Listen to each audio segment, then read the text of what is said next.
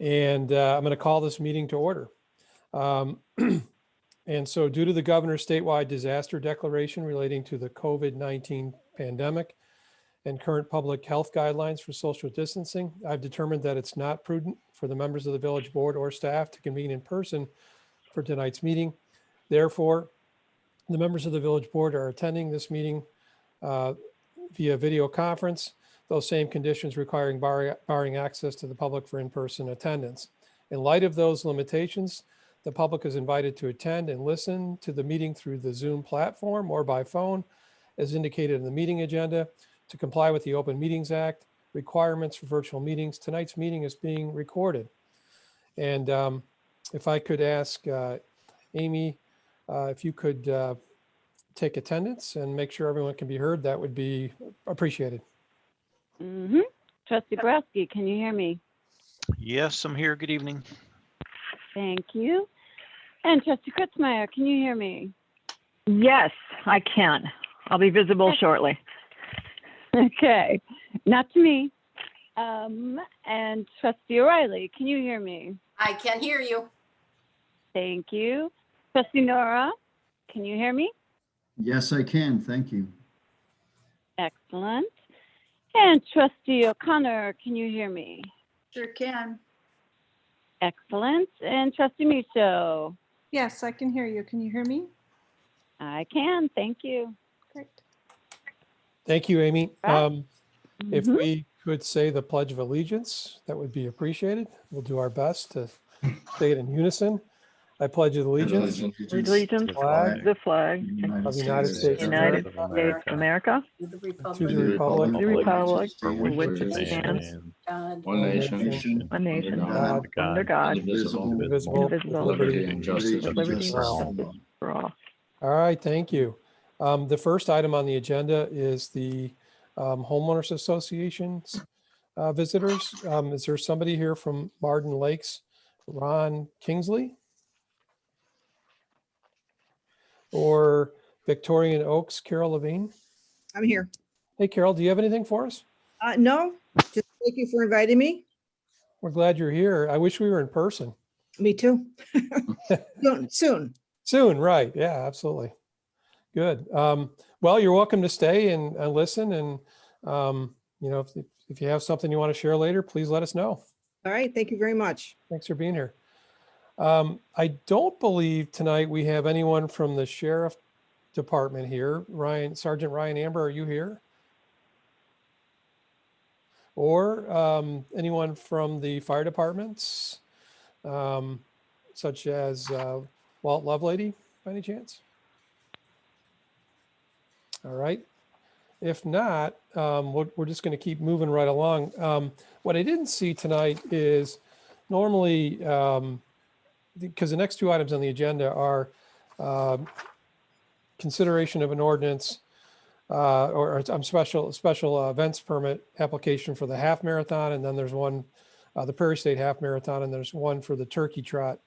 Normally, Peter Starkowitz would be here with us tonight to present information on that.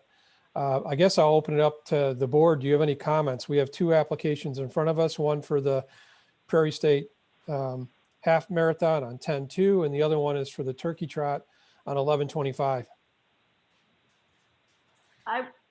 Bill, I have a question. I was hoping that Sergeant Amber would be at the meeting, because the last social distance, the last marathon, which was a social distanced one, they had talked about only one side of Cuba, one side of Old McHenry, like they do on this one.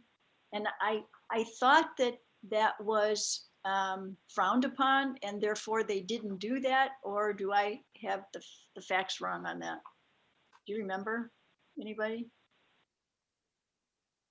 I thought they did do that in a way where they were, they did half the street, but that's what I thought they did. So, and then they had the intervals of times where they started, right? Yes, right. But none of that is in these applications, right? And maybe, knock on wood, we'll be in a much better spot in October, right? Right. I don't know.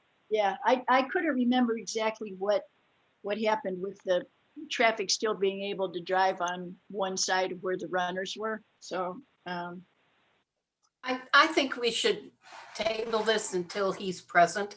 Okay, I think we had enough issues this past year that I really think he should be here. You know, we did I get a would- confirm from somebody. It was a lady. They're asking to be sure this was still on the agenda. So maybe they're just late getting connected. You might want to. Well, these are not like they're going to be tomorrow. Yeah, right. Yeah, it's a True. fall event. Yeah. But I did. I had one question. I got a call Oh, I'm from, sorry, Bill. I just got a call from them to confirm. So I figured, well, I'll probably show up. So. go ahead.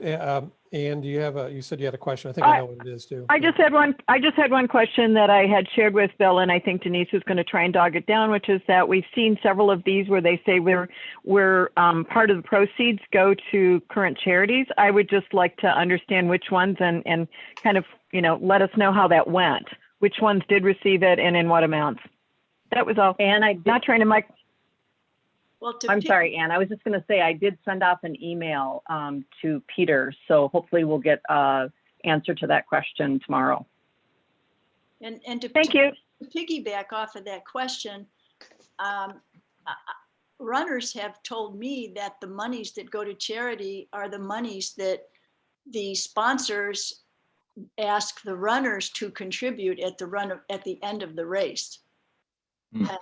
And however they do it is their business, but I would like to know if those are the only monies collected or if the sponsors match it or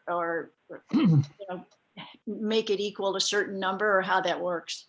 Or is it 1% or 10%? Right, exactly. Yeah. I know that the businesses appreciate having the events because it drives traffic into the downtown. I also believe they get something out of it as well. I don't know what that is, but so Well- they do see value in it. Oh, That's yeah. good. And That's our, good. our residents like it. They enjoy it because I'm not complaining about it. I just would like a clarification. Yep, no. many of Yeah, our and I'm not saying that's going to hold it up. I just think if they're going to put it in there, I think it'd be good to understand and say and be able to articulate, well, what did that mean? All right, so is the board fine for deferring this for now? If Peter or somebody shows up, we can pick it back up. If not, we'll Yeah. just put it on another agenda. That's fine. Yep. Fine. Everyone fine. good? Okay. If there's no objections, I'm going to move us along to the next item on the agenda, which is a fun one because it's ratifying and reapproving something that we spent about 45 minutes discussing back on January 7th. So as I understand it, and Vic and Jeff, you can correct me if I'm wrong, but we need to reapprove the watershed development ordinance that we approved back on January 7th. This is more of a procedural thing because we didn't have it posted for 30 days. We only had it posted for 10 days. So there's no changes to what we looked at and discussed before. We know that we're going to have to amend it again once we get information, on some of the fees and so forth. But procedurally, we have to reapprove this. And if I said that wrong, please correct me, but that's my understanding. You said it correctly. The reason why we went forward the first time was to make sure that we at least had an approved ordinance by the stated deadline. And this is really to make sure that we have all i's dotted and t's crossed. But nothing has changed in terms of the i's and t's within the document. So I would be looking, unless somebody has comments, I know we could spend about an hour on it. We did the last time, but unless somebody has comments, we've already discussed this, we approved it, and I would be looking for a motion to approve. So moved. Okay, was that Rita? Was that you, Trustee O'Connor? Second, Okay. Seconded by Trustee O'Reilly. Roll call, please. Trustee Borowski, Yes. trustee Kritzmeyer, Aye. trustee O'Reilly, aye. trustee Nora, Aye. trustee O'Connor, Aye. and trustee Micho. Aye. All right, motion carried. Thank you very much. The next one, and I don't know if Ann wants to set it up or Bill wants to set it up, or Somebody makes a motion to approve, but we have the bill list that's in front of us to be approved. So I don't know if anyone has any comments on that or questions. My one comment is that I like this new format. I think it's much better. And I would make a motion to approve the pay warrant for February 2021. Okay, Second. so let me hope I get this right. So it was moved by trustee O'Reilly, seconded by who, trustee Micho? Did I get that right? Yes. Mhm. Okay, there you go. Roll call, please. Trustee Micho, Aye. trustee O'Connor, Aye. trustee Nora, Yes. trustee O'Reilly, Yes, trustee Kritzmeyer, Yes. and trustee Borowski. Yes. All right, motion carried. The next item on the agenda is probably going to take some time to discuss. Let me just go back and see if Peter Starkowitz by any chance joined the call. I'll just put it out there. Okay, we'll just keep moving along. So I don't know if Jeff. Bill, for the record, are we skipping 5? We The approved Throughline 5. Films? Pardon? No, that was the Throughline Films movie production. No, that's not there. That's an old agenda. So is that on the public? one? I printed it out. Yeah, it should be item 9 for discussion on that one. Amy. Okay, I The have. the agenda's Okay, been. I've got Yeah, the an agenda's been incorrect changed. agenda. Yeah, right. Okay. Yep. But thank you for Can bringing that somebody up. get me? Yeah, can someone get me a Word copy of the new one, just so I Will got do. it right? Will do. Thank I'll get you. it for you. Thanks. Yep, no problem. So the next item is the consideration of 2021 capital maintenance program, parking lots, trails, et cetera. What I thought would be best is Rita or Jeff want to set this one up. Do you want to do that? Yeah, Jeff's gonna start. All right. Piece of cake. We can zip right through this. I think this one's going to take some time. Maybe not. We'll see.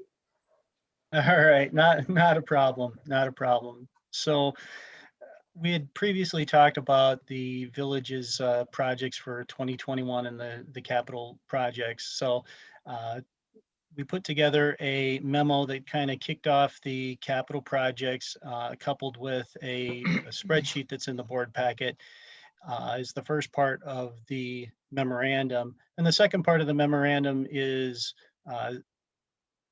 a summary and some research into a pedestrian overpass.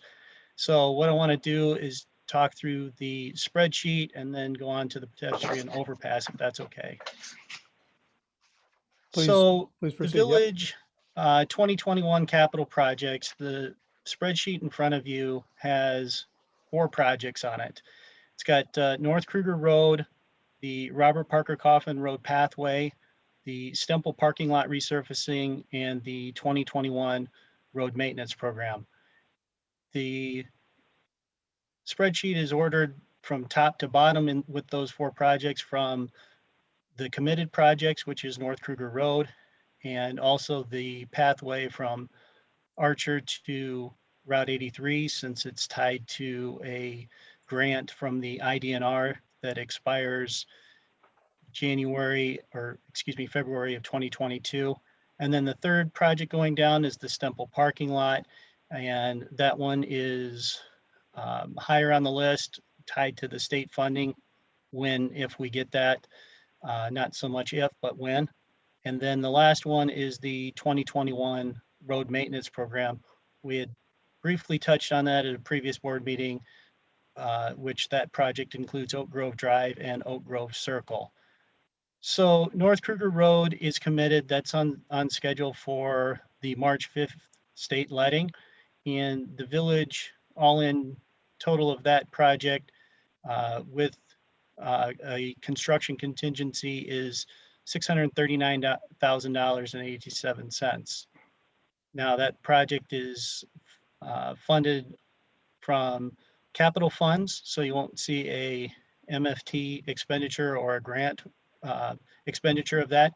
Again, the 639,000 is the village's responsibility for that project. The next one down is the, Right, before you leave that project, could you, we need to establish a date for when we're going to have, whether we call it an open house or whatever. Because we kind of said that the last one was too far away. We need to do another. okay, yeah, because we had the meeting and time moved a little weird in 2020. I think it was in September that we had that, but yeah, another one, probably after some of the snow melts and certainly after we get out of the deep freeze here. Like I said, it's on the March 5th state letting. The construction of that is, just to give a frame of reference, is probably not going to start until late May, early June. So maybe early April would be a good time to have that. Okay, why don't we name it so that we've got it on a calendar as to when it should be. Do we do those on site, Bobby? Do we do them in the neighborhood or? Oh, no, we should probably do this one again at the brewery, Yeah, okay, someplace like that. okay. Yeah, I don't think they have the tent up right now, but let's see. I guess we'll play it by ear, right? Well, if we have a date, then we can work around that. But if we don't have a date, sometimes we forget. And so. Well, and the second floor of the brewery could work, right? Enough space there. Yeah, who knows where we're going to be in April. Right. I just would like to see us put a date down so that we can start reminding people that we're going to have this open house or whatever we're going to call it in April. The Or previous maybe- meeting maybe- was on, oh, sorry, Bobby. I was going to say, maybe we should be looking at school calendars and that kind of thing before we do it. But if we can at least narrow it down to April, and then we can work on when to do it. Yeah, and that was my thought as well. I think if we get into the first or second Monday of April, that doesn't conflict with any spring breaks. So, Exactly. Yeah. Okay. The first Monday is the day after Easter and the day before the municipal elections. So that's the that 5th. might not be a good day. Yeah. That might not be a good day, but maybe the 12th, the 13th, we have a meeting. Okay. We'll look at other activities, but keep it in April. Hey, Jeff, before you move on too, so I displayed this on my screen. So we want to look left to right, correct? In your budget. So just to orientate everyone, I'm sure everyone figured it out, but just to make sure. But No, you're kind of looking left to right and the net costs are over here in column M, right? Correct? Yes. Jeff, you froze up. Jeff? Out here. Oh, was that a yes? That correct? Those columns are our share of those projects, depending upon which ones we combine. Excuse me. Okay, I'm back. I just had a message. My internet connection was unstable, so timing is not good there. But we read this left to right, and then the net costs are over here, right?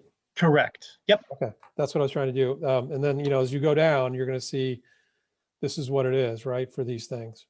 So, okay, I just wanted to orientate everyone to make sure they were clear. Because we're getting federal funding, this is very confusing. But at the end of the day, this is the net cost over here. Correct. Okay. So moving down North Kruger Road, the next project is the Robert Parker Coffin Road Pathway. And as I mentioned, the village has a grant from the IDNR for that construction. And that grant expires February 2022. So that's pretty much a committed project. We're still waiting on the permit from the state to do that. So we don't have the construction schedule or bidding schedule known at this point. But that project, you've got the columns in here for construction contingency and construction engineering. And similar to North Kruger Road, you look at the number that Bill has the cursor on, 125,704. That is the village responsibility of that project. The DNR grant, as a quick reminder, is 50-50 cost split for the construction. And so then you've added these two projects together to come up with the 764, right? Correct. Okay. So 639, 125 is 764. And with the North Kruger Road and the Robert Parker Coffin path, the 764,791 does not include a MFT expenditure or the grant reimbursement. That's already been baked in to the $125,000 number. So you're saying the 125 is the new money? That's the money that the village is responsible for. Right. Okay. Thank you. You know, it's so ironic to my perspective is that we couldn't spend $3,500 to $5,000 to change the name of the road, which everybody on the road, except a few, wanted change because that 5,000 was going to make or break us. And yet here we're responsible for $125,000. It's just amazing. Yeah, the good news here, though, this is a connection to the downtown, right? So we get the. Well, I'm waiting for when is something going to be done on the north end of Long Grove? I'm considering that perhaps the north end of Long Grove should secede from Long Grove. We get nothing. We get nothing. I think that, I think we have a shot at that with the 53 right of way. Or lack of right of way, whatever it is now. That might be our shot, is that corridor for something over time. So there may be hope yet, Bobby. Yeah. I'm north of you. I know what you're talking about.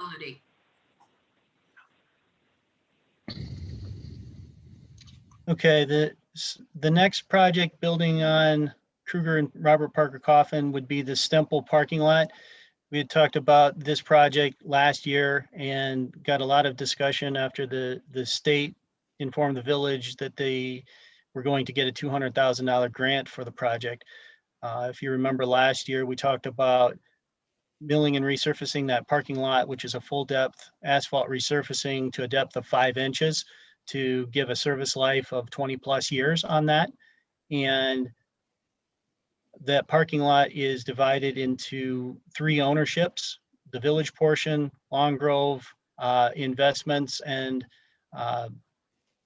the former Seasons building.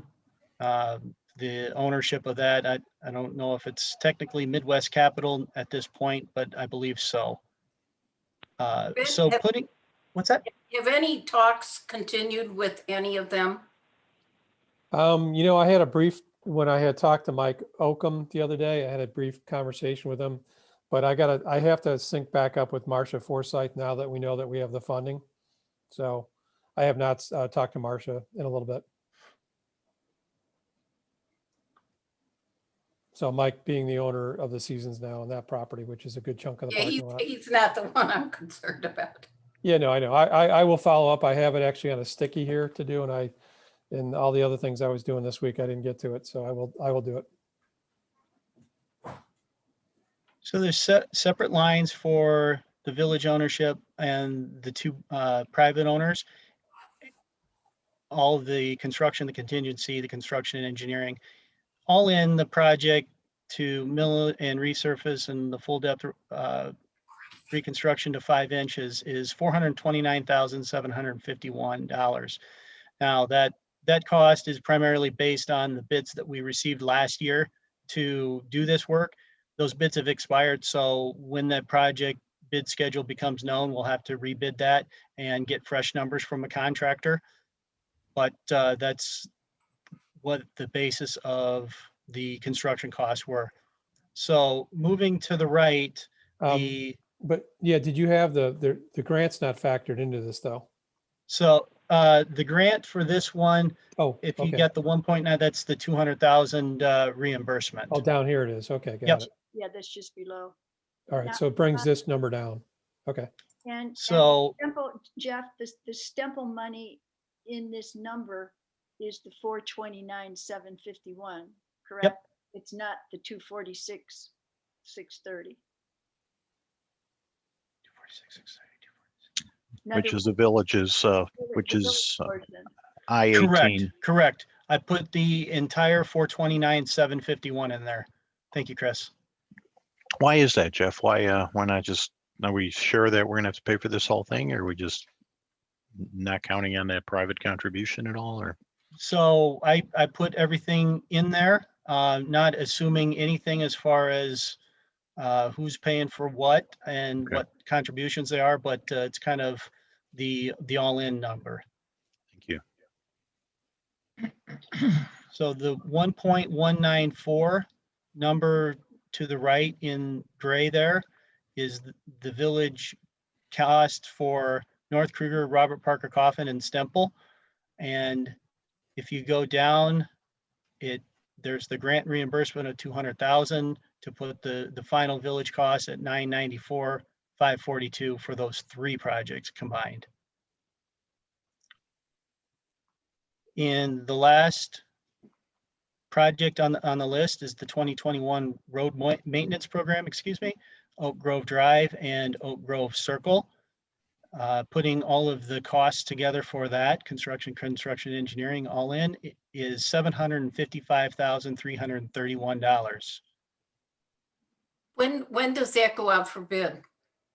That has not been approved by the village board for a 2021 project yet. So if that project does move forward, we'll have to do the field work and prepare it for bid, and it would likely not be ready to go out to bid for 2 to 3 months. Okay.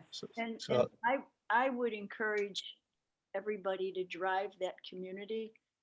The roads, Jeff and I were talking this afternoon, and we can divide it if it's decided that we need to do work there or should do work there. It could be divided up with just doing Oak Grove Circle 1 year, just doing half of Oak Grove Circle or Oak Grove Drive and Oak Grove. So we could, we can play with those numbers. The roads, to me, they look like they are in very good condition, except for 2 potholes over there. Thanks for bringing that up, Rita. That was one of my questions, just because it's on our agenda for 2021. I mean, Yeah. I'm assuming we go out and evaluate if they need it. Yeah, take a drive through there, see what your thoughts are. Cuba was 100 times worse. And Yeah, I actually did drive and I was like, I didn't think they looked that bad, but I don't know if you have to do it at a certain point before they degrade, and it's easier to do it when they're in better shape. I'm not a road person, so. Well, and sometimes roads look one way in February and then April rolls around. It's like, where did all this damage come from? So just something to consider. Well, is this being on the program, from Jeff's point of view, is this a necessary work, or is it something that can be delayed for a year or two? And is there any point to that? Well, and so I think where we're at here, what we're finding is after we do North Kruger, we're at what, 67%, Jeff? Keep me honest. Depending on how you do the math on it, and that's 6 years or 7 years. That'll be 7 years, right? On our 15-year plan, so we're way out in front. So the good news is we do have some flexibility. So it's really a decision, and I know there's another thing that Rita wants to talk about too, is something to look at as well. A decision if we want to do it now or part of it now, the parts that, need to be repaired, we need to do, but we got ourselves so far out in front, we have a lot of flexibility that I don't think anyone anticipated this when we started the program. So Jeff, I'll let you comment. I didn't want to put words in your mouth. but- I don't care about the charting or the timing. I'm asking from an engineering point of view, is it important that this road be done this year? So I'm reminded of a conversation we had last year, and I said that the village needs to take care of Kruger and Cuba as the worst roads. Last year we took care of Cuba. This year is going to be North Kruger. And my opinion is still the same. At this point, all the roads are passable and there's not any roads, Oak Grove Drive and Oak Grove Circle included, that the village, I would say, needs to address this year. To Jenny's point, you know, it's always a balancing act that you want to resurface a road before it totally degrades. But looking at Oak Grove Drive, Oak Grove Circle, and the other village roads that haven't been touched since the 15-year program started, I don't think that we're at risk of any roads falling apart in the next year. So So if I'm reading this correct, the motor fuel tax expenditure can only go towards the road maintenance program? Or am I missing that? There's that line MFT expenditure. It's zero. New zero, roads zero, and it's new roads and road maintenance. It Okay, can't be used for things like bridges. okay. And yeah, Chuck, you what's read the that correct. MFT expenditure right up above that, though? What are you looking at? Go I'm two sorry. lines up, Bill. Yep, This one. this one. This right here? Yeah. I But mean, we, 'cause I'm seeing zeros and then all of a sudden it pops up again. That's the 200 grant from the state. No. One line up above that. That's the grant reimbursement. There you go. Oh, you're Yeah, looking correct, at, he's Chuck. got it It's- plugged over here. Okay. See, Yeah, Yeah. so it's 0 MFT for Kruger Road, 0 MFT for the pathway, 0 MFT for Stemple, and then it all gets spent and programmed on this spreadsheet anyway for the 2021 road program. And what if we don't spend it? Then it just rolls over or? Correct. Now, the 376,488, that is a combination of both MFT and the Rebuild Illinois funds that we talked, that the village is getting, all called MFT expenditure because it's all going into the village's MFT account. So so that 376 rolls over. However, the Lake County Council of Mayors and IDOT has asked the village to complete a survey by the end of the week, just kind of letting them know what they plan to do with the Rebuild Illinois money that comes in this year, which is going to be roughly 170,000, two disbursements of 88,000. So depending on the conversation that we have tonight, I will complete that survey. Like I mentioned at the last board meeting, the money does not need to be spent this year, but the council mayors wants to know what the municipalities are planning to use those Rebuild Illinois monies for. Okay, Jeff, you totally confused me on the MFT expenditure line. If I heard you correctly, you said that North Kruger, RPC Path, and Stemple could not be used with those MFT funds. Is that correct? That's correct. Okay, then why are they being used collectively? If I read the columns correctly. Say that one more time. Okay, Make sure I'm I'm following you. following how you got it listed here. E column is plus RPC Path plus Stemple plus RMP, road maintenance. road maintenance. So aren't you duplicating those first three columns and then showing the MFT funds being used for them? So I guess I'm hearing two different stories. Or am I crazy? That's possible. So we've got 376 for MFT available this year, which is the combination of the Rebuild Illinois and the regular disbursements.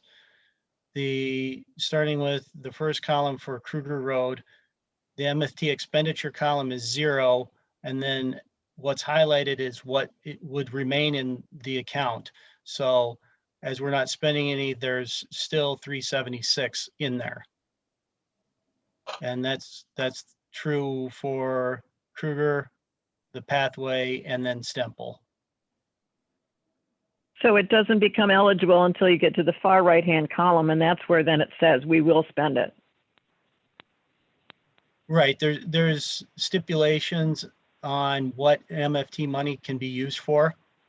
And at this point, it cannot be used for construction engineering on North Kruger. Can you Because answer why that is? Yeah. so, can it be used? Yes, but that's why I say at this point, because we have not put any agreements in to IDOT to use it. Now, if the village wants to see what the impact is of using the MFT money for the construction and engineering, or they're part of the construction, I will need to ask IDOT and get confirmation that that does not jeopardize the bid schedule, or if it has an impact on the bid schedule. Jeff, are we going 100% on the south end of Kruger Road because we want to have the control of the design? Yeah, the village's responsibility is 100% on the south side. Wouldn't that be MFT eligible if the village wanted to do that?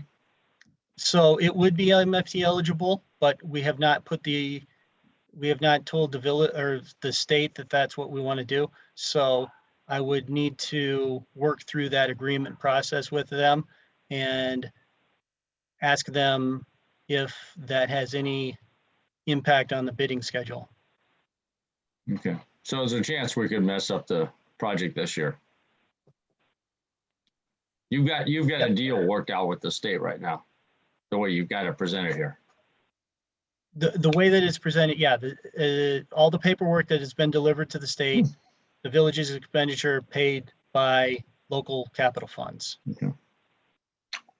And that, If we want to change that, I'm happy to have those conversations. But yes, MFT money could be used for the village's share of the construction, whether that be all the south side or even the 20% that the village is responsible for on the north side. but if we accept that money, don't we have to have a wider road at that point on the south end? No, it's two different things. The geometry of the road is a function of federal requirements, and MFT money is administered at the state level. Okay. So Right, okay. there's a separation there. But there is a risk with the projected 200,000. That's money, that figure is based upon the past. We know that people sheltered in place in 2020 and didn't drive as much, therefore not generating the taxes perhaps that were generated in the past. So that our share could change downward. Yeah, we also have this Build Illinois money, which is what, about 90 grand a year? How much is that total? Yeah, 88, 90 grand, yeah, Yeah. exactly. So you can kind of, play these projects. You can move them around to come up with any number combination that's comfortable. And again, the number for Stemple is the entire amount. It's not divided up. So. Right, exactly. Going back to Chris's question and comment, the 429 is all in the whole lot. It's not reflective of any cost sharing or anything like that that could be worked out. Do you, I don't recall the last time I've looked at the projected roads that will need maintenance in the coming years. So if we didn't do Oak Grove, are there, what projects come after Oak Grove as a priority? The next roads after Oak Grove Drive and Oak Grove Circle are Chickamauga and Sumter. Okay, I assume that they are in better condition today than Oak Grove. Is that a correct assumption? Comparable. They're very comparable. I would say Oak Grove Drive, the village didn't do anything, hasn't done any maintenance to it for the last few years. Sumter, a couple years ago, the village did complete a couple minor patches on that to extend the life of it. What about our sinkhole? Did anybody look at that yet? Do we have? Okay, any- I guess the reason I'm asking is our list of priorities, is it still accurate?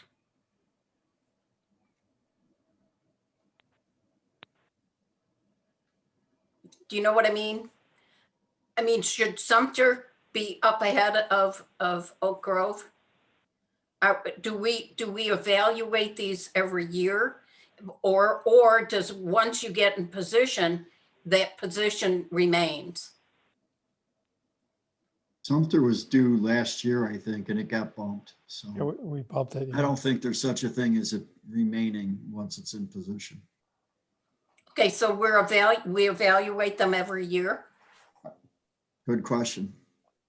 Well, It's not an in-depth evaluation every year, but driving the roads to look at how they've weathered over the last year, that is something we do.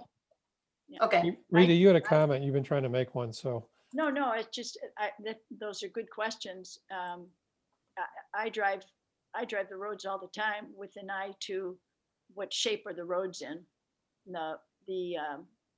The issue on Sumter is that little sinkhole over there near the sewer at the stop sign at Sumter and Schaefer.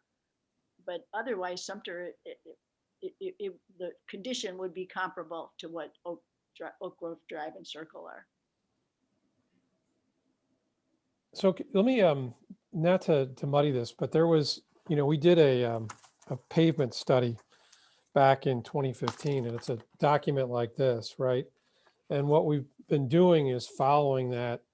And, the thing is, we had talked about a number of years ago redoing this payment study, but it's pretty expensive to do, right? And we've just been kind of following the plan and eyeballing as we go along.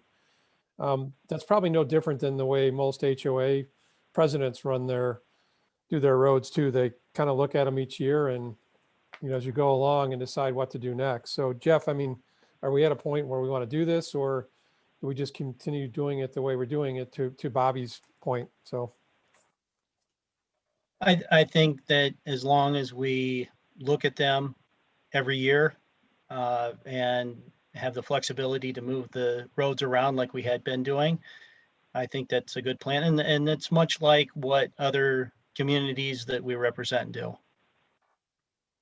Well, that's always comforting when somebody else does something, we can follow right along. That's always a good reason, Jeff. I am merely trying to grab hold of what's the best procedure to follow. And it sounds as if we don't need to do any roads this year, other than the three biggies.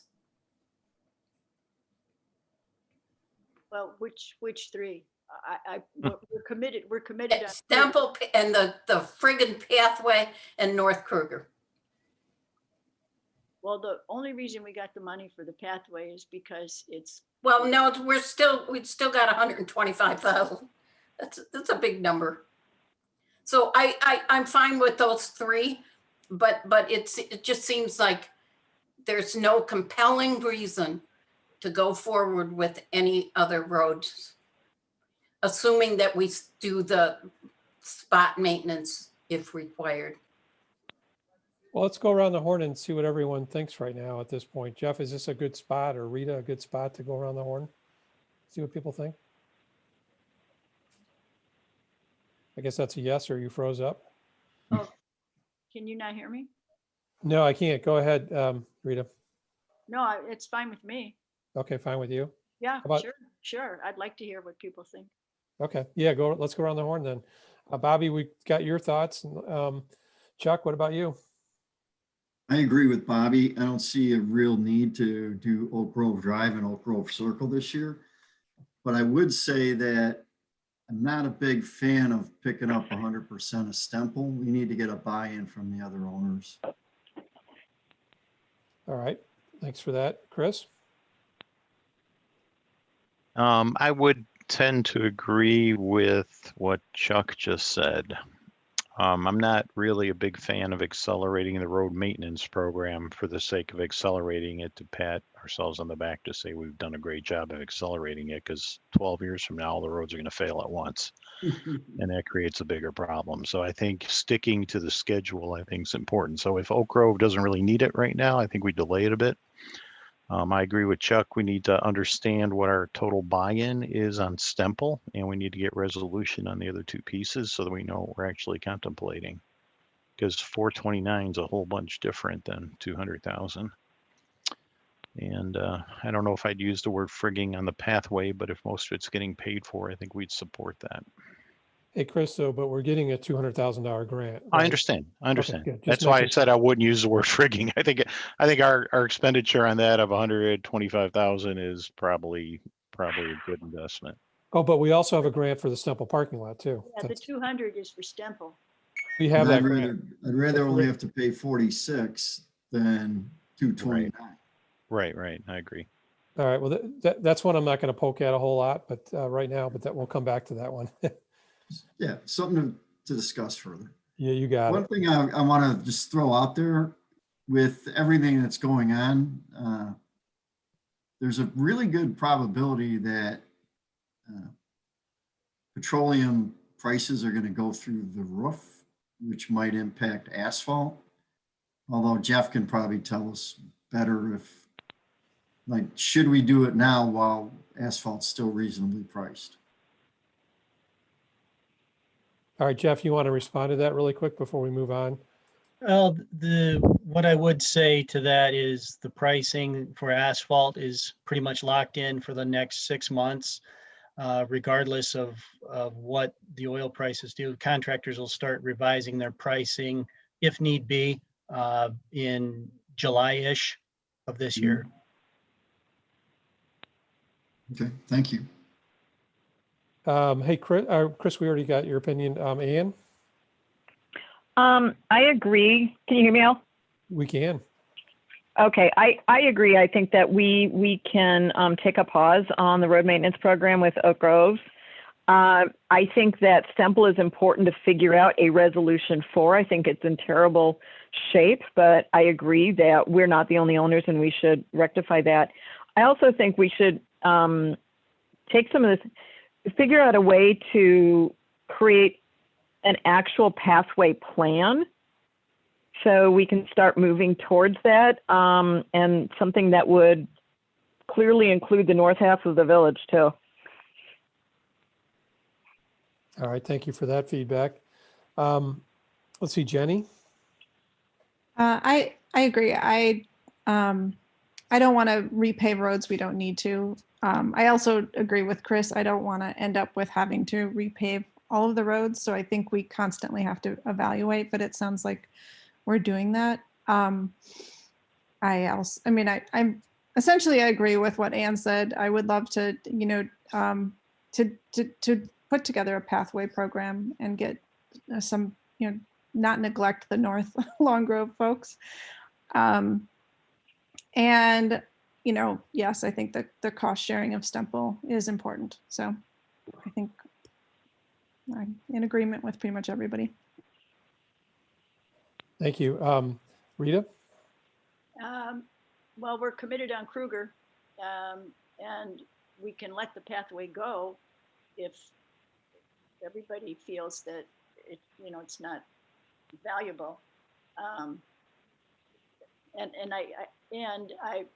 I think that Stemple is really a dangerous place for ladies with baby carriages and older people with walkers and canes and things like that. So when we have crowds in town, there are a lot of people there. I think Stemple is, for me, a priority, certainly over Oak Grove Drive and Circle. So I'm comfortable with that, as long as everybody understands the caveats regarding the amount of the motor fuel tax and, well, period, to answer that question. And just a postscript on the pathway things and grants. The only reason that's going in is a grant was available, but that particular stretch of land in Long Grove happened to meet the parameters of that grant. So that's, when we put the paperwork in and they said, guess what, you won. So it's not a case of favoring one part of the village versus another. It's dollars. And unfortunately on the north side, they are the most, I would love to have pathways on the north side. It's just those happen to be the biggest stretches of road out there. So theoretically, we would need $1 million to go from Robert Parker Coffin to 22 to get people into town through the forest preserve or past the forest preserve. It's just a huge chunk to try to find a grant for, which is what we've been doing, but it isn't something that when I look for grants, it isn't something that I ignore. So for whatever that's worth. And Rita, to clarify, I'm sorry, I wasn't saying we shouldn't do the Robert Parker Coffer pathway. For sure, we should do that. I'm sorry if that came off. Well, I'm in favor of that. Yeah, no, I agree. And I didn't necessarily hear that, but I'm saying, if the thinking is that it's not a good use of 125, we can take a pass on it. Well, it really, it gets into some bigger picture issues. And the bigger picture issue is that if you're spending your money, you're a little more careful than if you're spending someone else's money. Federal money doesn't grow on trees. It's coming from somebody. So if every little village in the country does something that they would not, in good conscience, pay for themselves or be able to afford doing it themselves, then perhaps they shouldn't be doing it, because yes, we're getting X amount for the pathway. It's a grant. It doesn't cost us anything. The problem is that we are, as taxpayers, paying for this town's project and that town's project and somebody else's project and somebody else's project, and it's endless. And that's why we have the kind of taxes federally and statewide, is because we spend somebody else's money and it doesn't matter. That's my point about getting grants. They're not free. Well, that's a point well taken. And another way to look at it is that particular stretch, for example, when we have festivals, is very dangerous for pedestrians who park along there and try to navigate between the cars that are still trying to get through, the people who live in that neighborhood. It's nice, it's convenient. Is it necessary? Well, nobody's died yet, but the money was available. We applied and we got it. So Hey, let me add, can I I understand. Rita, can I add to that too? Because I think one of the things I want to put back on your plate is this notion of the pathway plan for the village. Mhm. It's kind of stepping back and, maybe bringing the pathway committee back together. When I was on the committee now, it's been a long time, right? Yeah. The key thing that we looked at, and Jim Hogue, you're here, so you can pipe in if you want, was connection points, right? So when we had an ability to make a connection somewhere, such as crossing 83 to the Sunset Yeah. Grove Plaza, we want to make that connection, because then the next thing is when Aptekissick Road gets done, they're planning to put a pathway down there. You have that natural connection to go there. Up on 22, when they put those pathways up there, where can we make all those connections? Looking at, we have this opportunity with the former right-of-way for Route 53. I know you're still very much involved in some of those discussions. How we turn that into a, I'm not going to say a green space, but a bike trail or something along the lines to get through our village. That would be ideal if done right. So maybe that's one of the things that kind of bring everyone back together. Even the new preserve, right, on Salem Lake there, they want to put a path to get to Cuba Road, right? Yeah. And maybe somehow connect into the forest preserve. So it might be a good idea to bring the pathway committee back together and help, here's all the, we've got a map of what we have today. What could it be? And Sure. then what do we need to do? So I'll Sure. stop there and on my big ramble there. No, no, it's a point well taken. Yes, we'll do that. I would just ask the question, would you as an elected official spend $225,000 of village money to build a path? This particular. I would. This. Okay, the then one- that's the answer. You're just asking somebody else to pay for that part, and as long as you would be willing to spend that kind of money, then that's the answer. But I agree with Bill. The north end of Long Grove is going to continue to get squat until there is a plan that actually favors the north side of the village. But it's time I think it's time to do that again, bring it back together. And I know, and you and I talked about that one-on-one the other day, and it might be the right thing to do, is to bring that back. I mean, for me, it's easier. I can get to Libertyville easier than I can get to downtown Long Grove, because all I got to do is cross Midlothian Road and get into Countryside Lakes, and I can get to anywhere, but I can't get south very easily. So I know we'll get there at some point. I believe we will. All right, so bringing us back to the task at hand, I think that there's another piece to this that Rita, you wanted to talk a little bit about too, as well. But let's, I think we're kind of agreeing that lining up on that Stemple makes sense. Obviously, North Kruger, we're so invested in that. And then I think most folks are agreeing to the pathway to connect us with Sunset Grove.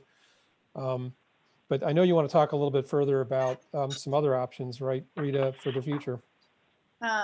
Yes, let me get it up on my screen here. You want me to, I'll stop sharing and. That helps. Yes, thank you. And then Jeff, do you want to just at least ask the question if we wanted to use that funding for North Kruger? That's exactly what I was going to bring up as Rita's this. I'll talk to the council mayors and IDOT and see what the possibility is and what is all involved with it, trying to get MFT money used on Kruger at this point. And then explain to everyone, we have a budget cycle, right? So we, and I think Ann's got this later on there, but so we kind of have to have this at some point approved in our budget.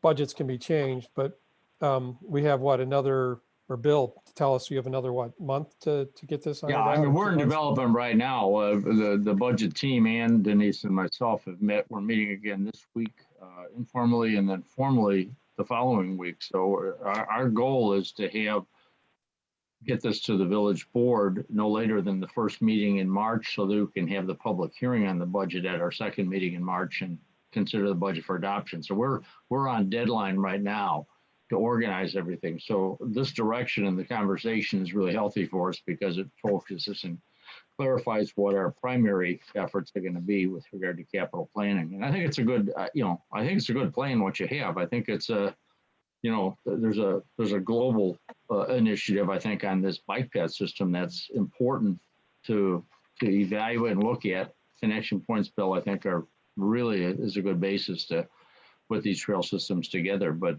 yeah, we are launched on the budget development process, and almost on a weekly basis, we'll be continuing that work effort. Thank you. Rita, you want to take the floor for a little bit? Sure.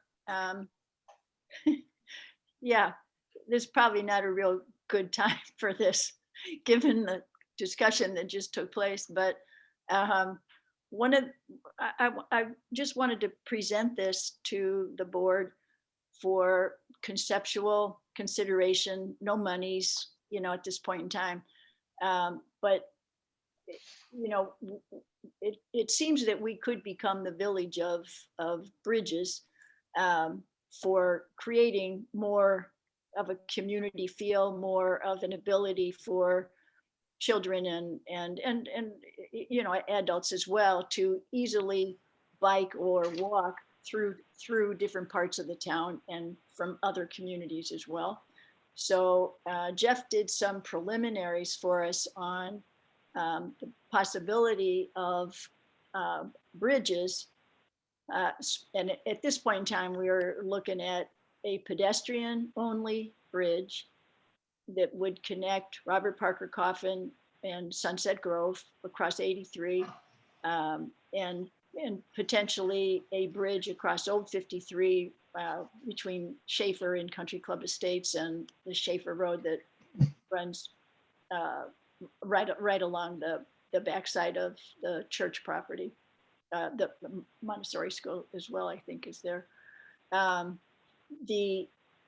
Based on today's numbers, the total cost of, not total, but big picture numbers, 3 to 4 million for a bridge that would straddle those roads, maybe a little under some of these numbers, because Higgins Road in Elk Grove Village is, I think it's 6 lanes at some points, where, we're looking at 4 lanes pretty much on 83. And we could only do this if we get state or federal money. I can't imagine that we would be able to afford an entire year's budget on something like this. But even if we said okay today to something like this, it wouldn't be a reality for 4.5 or 5 years. I have been watching the sites that I use anyway to look out for grants, whether you're a fan of grants or not, but it seems to be the best way for us to enable people to do more than get in their cars. Jeff and I actually had kicked around an idea briefly of this possibility of having a top on one or both or all of the bridges except for the historic bridge, where maybe the possibility to put solar panels on top of it and or rooftop area where grasses, vines, shrubs could be grown for clean air purposes. And it's just a thought. It's been done elsewhere. I don't have a whole lot of material or research on something like that. It certainly would increase the cost, but I don't know if you sell power to the grid or whatever would offset it. I don't know anything like that, but I think it's something to consider, since when we sat down and talked and said, okay, what do we need to do on roads this year? It appeared that Oak Grove Circle and Drive maybe wouldn't need it. It's like, well, what if we could ease up on that and put those dollars aside or elsewhere try to find some matching funds and see if we could, our share would be something close to $1 million, $1.5 million. And we're just putting it out there to say, if all of, if everything fell into a perfect circle, is that something that as a board or as trustees you would be interested in, or not in your lifetime kind of thinking? What are your thoughts on something like that? Before I tell you what I really think, I want to tell you that there was an article in the Long Growth Living, and most writers today are very, very lazy, and they don't tell the who, what, why, and when. And it was offensive to me that article did not say that crazy plan of the solar panels was your idea. That you were the one who brought it to the table. Nobody else had ever heard of it. And yet history, because of articles like that, will never give you credit for that. That's all right. I mean, I texted you last night, Rita. We didn't. I sent you a That's picture all of it. I know, but that was another one of those, oh, there's crazy old Rita again. Well, No, but I congratulated you for it. I mean, it was like, look what you did. Yeah, but Julie, Dr. I'm sorry, what's her name? Julie, the principal. Schmidt. Julie Schmidt.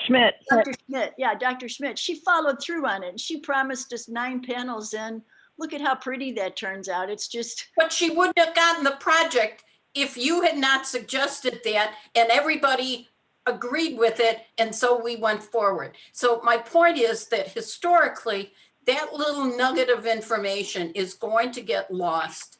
And that's why, Amy, I'm asking that you put this in the minutes that Rita was responsible for those panels. You got it. No, You got it. We did it as a board. Oh, But it was your idea. Bobby is spot on. Rita, that's absolutely at your feet, all of the goodness of it. You need to take credit for it, Rita. Seriously, you Yeah. deserve it. Yeah. It's not necessary, but thanks for, it was fun. I mean, look at what they did with it. I think that it turned out great. It's just too bad the only people can see it are from their bedroom windows. The houses behind it. But that's another discussion. But accolades to you, and shame on them for not mentioning it. That's all right. No worries. No worries. I give the credit to the school. They made it happen. So whatever. Oh, you're modest.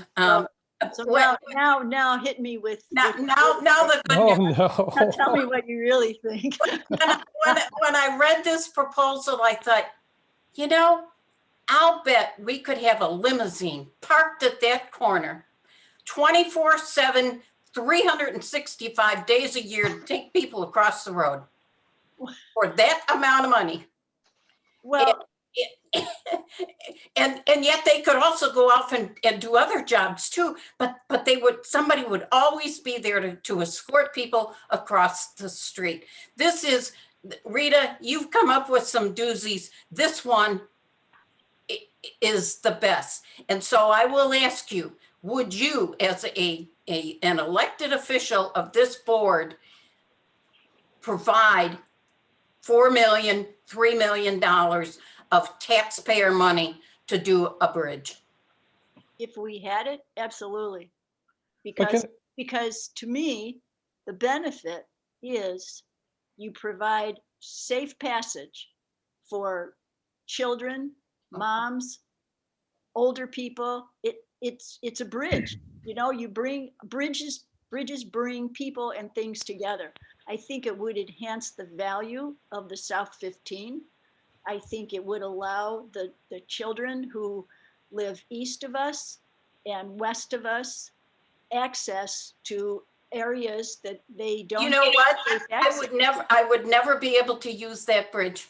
I'm 7 miles from it.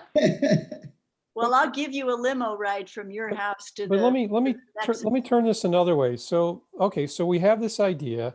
Public funding is an issue. It seems like a lot of public funding. What if it was private funding? What if the developer comes along and we start talking about this concept and they're like, yeah, we'll do it because it'll help get people in and out of that area.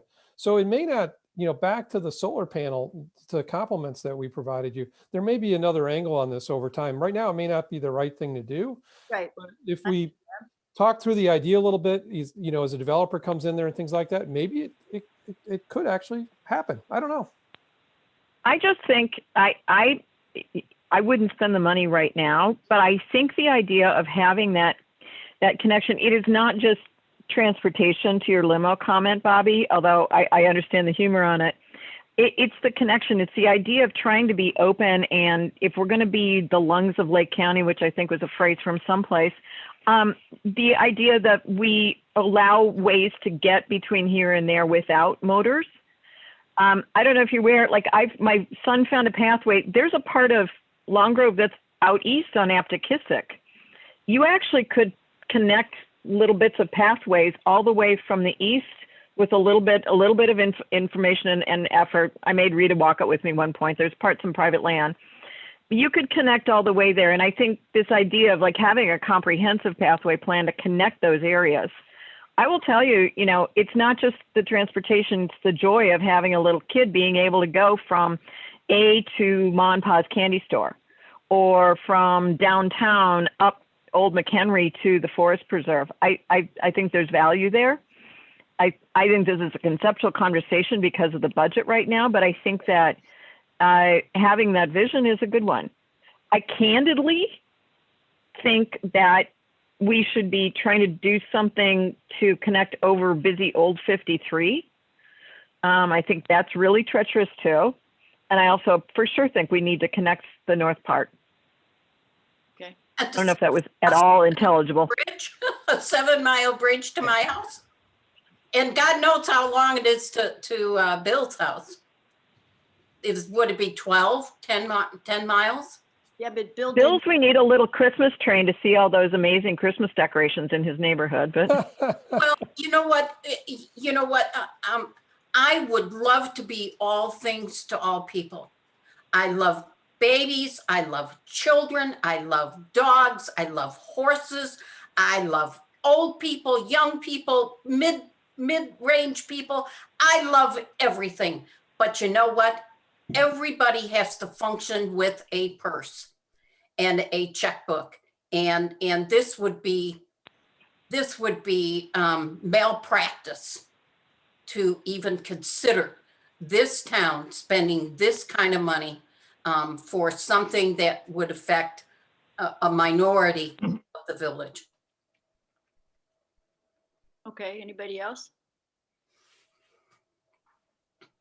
Hey Rita, I think it's a very, very interesting idea. I think it's a very creative idea. But I do have to say that right now, I just can't envision us spending that kind of money to put it there. To Bill's point, if a developer came in and said, put a bridge there and here it is for free, maybe. But without that comprehensive plan of the connection points and how we hook the north side of Long Grove up and make it a practical, I don't like the word holistic, maybe it's the wrong word, but holistic plan that makes sense, that is, documented, that is supported, that we could throw bits of money at as we go down the road. I think it's a great idea, but if I had $4 million to spend, I wouldn't spend it there. I'm kind of done with downtown. We got to spend money elsewhere. This wouldn't cost the village 4 million. This would cost if we can get grants. But it's to Bobby's point too. It's the bridge to where I to the point of you could put a traffic cop out there at every festival and never spend $4 million. So, okay, so what to respond to that? Do you think it would make more sense to put a bridge over 22 at some point?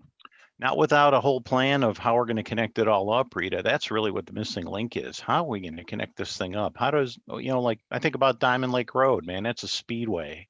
Yes. I mean, my kids are confined to Stockbridge Farms. They can't leave Stockbridge. Well, my kids used to be confined to Stockbridge Farms. That's where we're stuck. We can't go anywhere.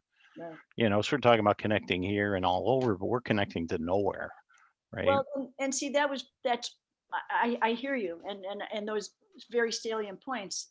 My thinking, or where I was going with it all, is we tend to be a community of subdivisions that, unlike the towns around us don't easily connect to each other. You know, once you move into Stockbridge, for example, you're isolated.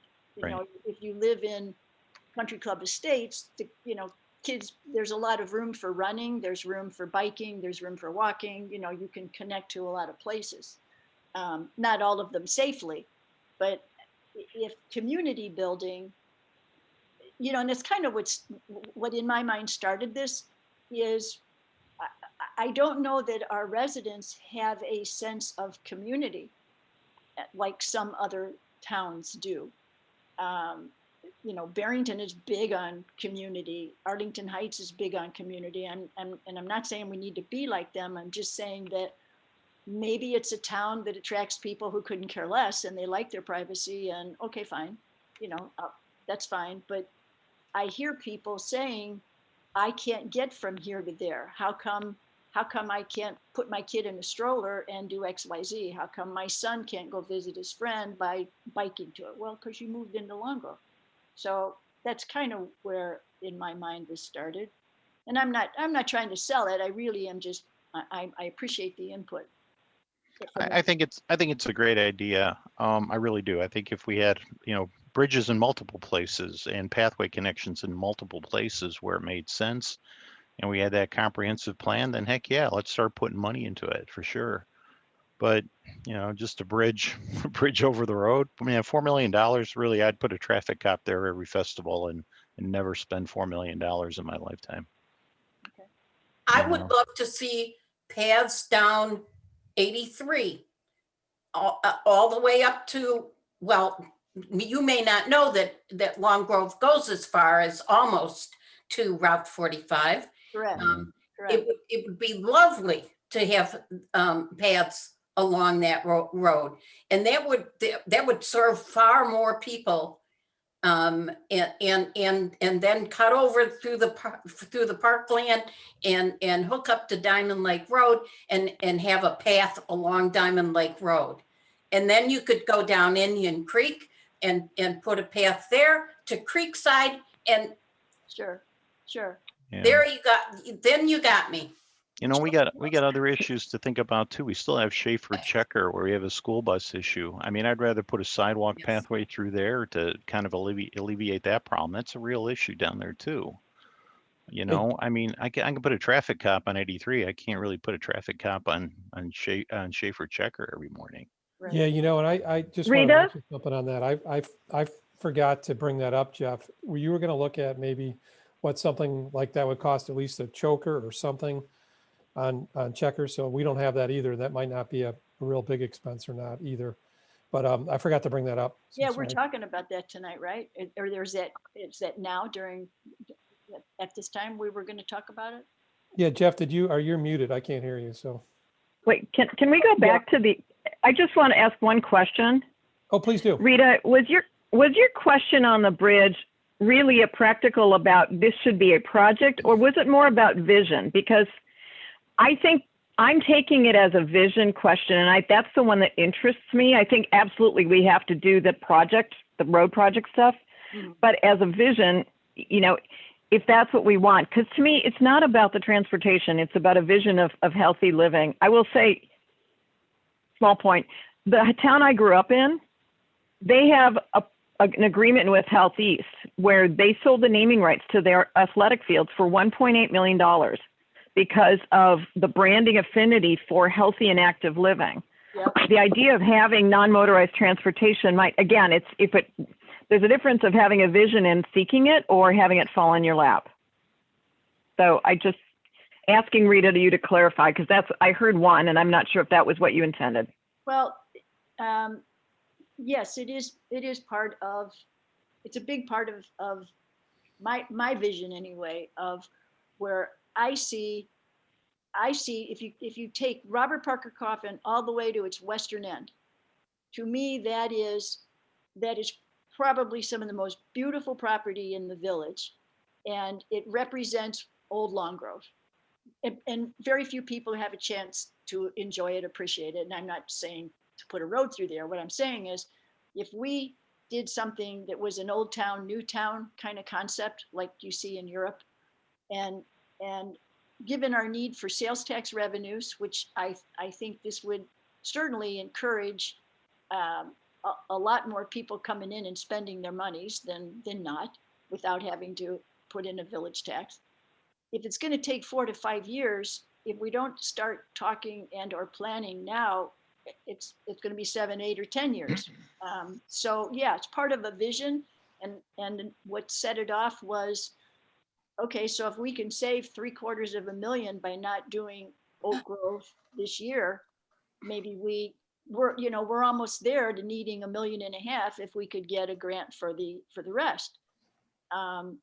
So it's a little bit of both. And I really believe that if you connect people, you have more of a sense of community, period. So it's all of those things. And Rita, you had no idea none of us did, when you put the idea out there that there would be a $4 million price tag, right? So just keep that in mind too. No one knew that. So it shows up in the board packet. And I'm like, Rita, did you see the price tag on your idea? Well, that was my greeting when Jeff called me today. And he said, "How are you?" And this is Jeff. And I said, $4 million? Are you crazy? So, I mean, to be fair, Rita had no idea that this was going to be that much. So, I mean, But I take comfort in the fact that it still would cost the $1.5 million that we had estimated. So just going to take a little longer. So, all right. Jenny, what are your thoughts? I like the idea of building bridges to not just across 83 and 53, but I do agree that we need to have a plan in place. I love living in communities where you can bike and walk.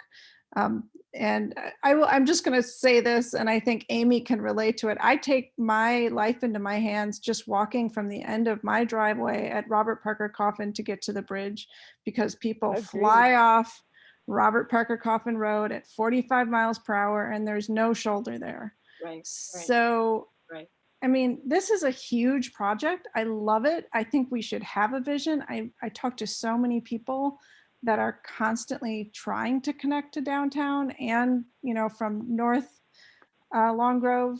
So I think there's an appetite for it. I think if we can get a private company to invest in it, that would be all the better. But I think having a plan is really the first step. Sure. Thank you. Appreciate it. Thank you. Get feedback from everyone? No, not Chuck. Chuck. Okay. I actually viewed it similar to Ann. I thought this was more of a conceptual thing than a let's break ground, this year. I like the idea, but I think Chris has a real good point, as is Bobby. Those should probably be the last pieces of a grand scheme for connecting all these pathways together. And we're way short of all those pathways getting pulled together. So, and you mentioned Heart Healthy. I have to cross 53 to get into downtown. There is nothing better to get your heart racing than to try to beat those cars. I'm telling you, it will get your heart going every time. Well, so. Right. And it's funny, but it's not funny. You're right. Yeah. You're right. But, I also have a neighbor who lives across the street from me who literally gets in his car to drive to his mailbox to get his mail. And then he drives right back into his garage. So someone like that probably doesn't care if we will ever have a pathway anywhere. Well, there are always people that are a little different, but yeah, well, for clean air purposes, we're trying to develop. We're doing everything we can the second Monday of every month to get the state of Illinois to designate the taxpayer land that they own into a transportation corridor that doesn't mean four-wheeled means of transportation. We're doing everything we can in Springfield and in the Lake County political scene to get people who are of the same thought process that not all of that land, but certain portions of it that could be turned into tourist attractions, Mhm. you know, wildlife transportation, as well as, two-footed, two-legged, with all kinds of different recreational ideas. So, it would, it- and then that's really the way Long Grove came up. We've always been environmentally friendly and conscious. So I'm certainly not against it. And I forget the name of the path that the city has, the city of Chicago. 606. Yeah. Yeah. Have you ever been on it? Yes. Yes. Completely awesome. Yeah. I would love to see the 53 corridor somehow turned into something similar. Right. I've shown property that backs up to it. It's incredible. And it's all those things that they're kind of intangible. It's an enjoyment, and you can't put a price on it sometimes. So I get it. Okay. I appreciate it. And yet the I have city $4 of million. Chicago, the state of Illinois are bankrupt. Say it again. And yet the state of Illinois and the city of Chicago are bankrupt. Yes, they are. Now But they got nice paths. And it doesn't stop them from spending more money either. It sure doesn't. It sure doesn't, because it's somebody else's money. So I tell you, when I win the $750 million, I will fund every pathway in this village. All right, well, I'm going to take you up on that when you do, so. Well, yeah, well. It's recorded, I'll get by the hit way, by Chuck. lightning 3 times and survive. You're on before- record. We've seen it. We've seen Perry's engineering fees. You can't, it's not enough money. Chuck. All right. Okay. hey, Give you let's- naming rights too, Chuck. Let's keep us moving. We still have a lot to do tonight, so. Thanks. But it's a great idea, Rita, it really End is. of report. I don't know what that bell was, but I think time out, or time over. So Jeff, I don't know if you have anything else you want to comment on. You're still muted. No, I was listening to the discussion, just going back. I didn't know if you wanted to talk about the checker idea. I got the choker idea on checker.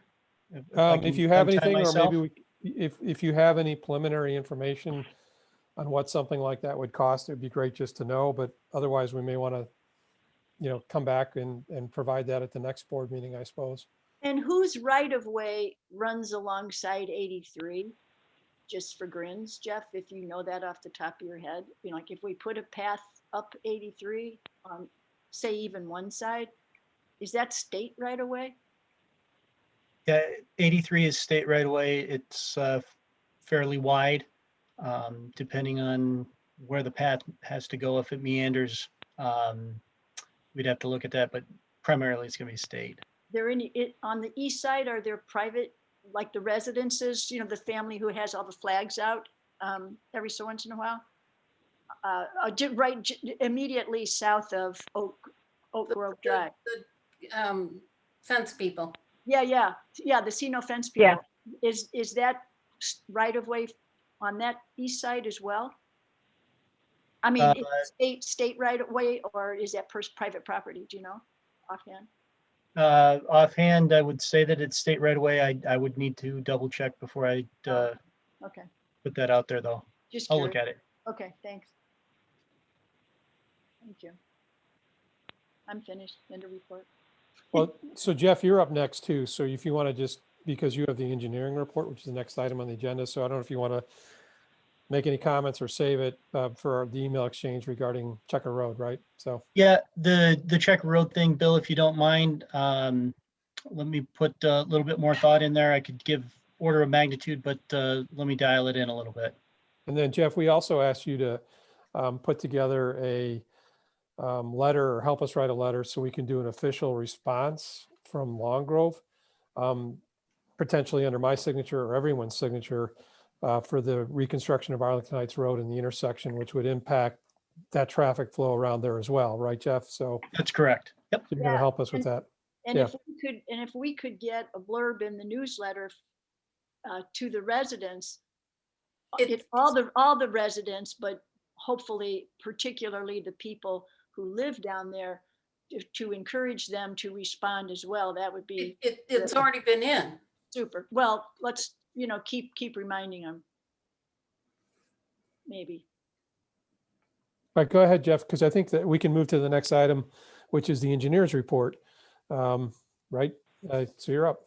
Okay, so the engineer's report, spend a few minutes going through this top to bottom. North Kruger Road, we talked about that, still on schedule for the March 5th letting. I will talk to the state about using MFT money for the village's responsibility for that project.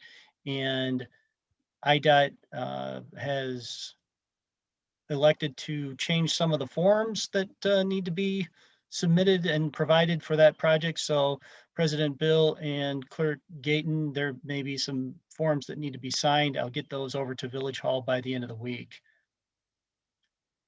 The Robert Parker Coffin Road Bridge, I'm sure that there will be some comments on that, but I will say from last Monday's bridge strike, I've reached out to Carmichael Construction to get a quote to replace the damaged boards.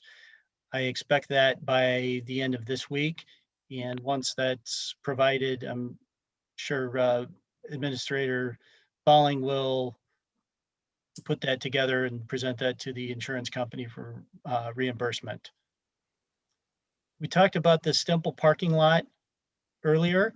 The update in the engineer's report is the grant funding. Reported at the last board meeting, the state needed the formal application for the grant, and that has been submitted to them.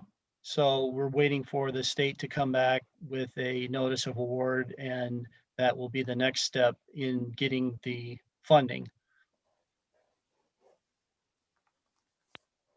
Route 53, the widening project at Old Hicks Road. I did get a proposal from Huddleston McBride to investigate the drain tile on the south side of Route 53. As they informed me and is written on their proposal, it's in the amount of not to exceed $3,200 to look at that drain tile. This is the drain tile that starts in the rear yard of 3255 Mayflower, the Trackman residence, flows under Route 53 and into Country Club Estates. And that drain tile, IDOT has confirmed that it flows and functions under Route 53, but there's still a breakage in it. This is the same drain tile that IDOT put a drainage structure on, but the drainage structure is full of water, meaning that it does not drain. So I would be looking to the village for direction on whether the board would like to continue the drain tile study that Huddleston McBride started last summer, and in the amount of the proposal not to exceed $3,200.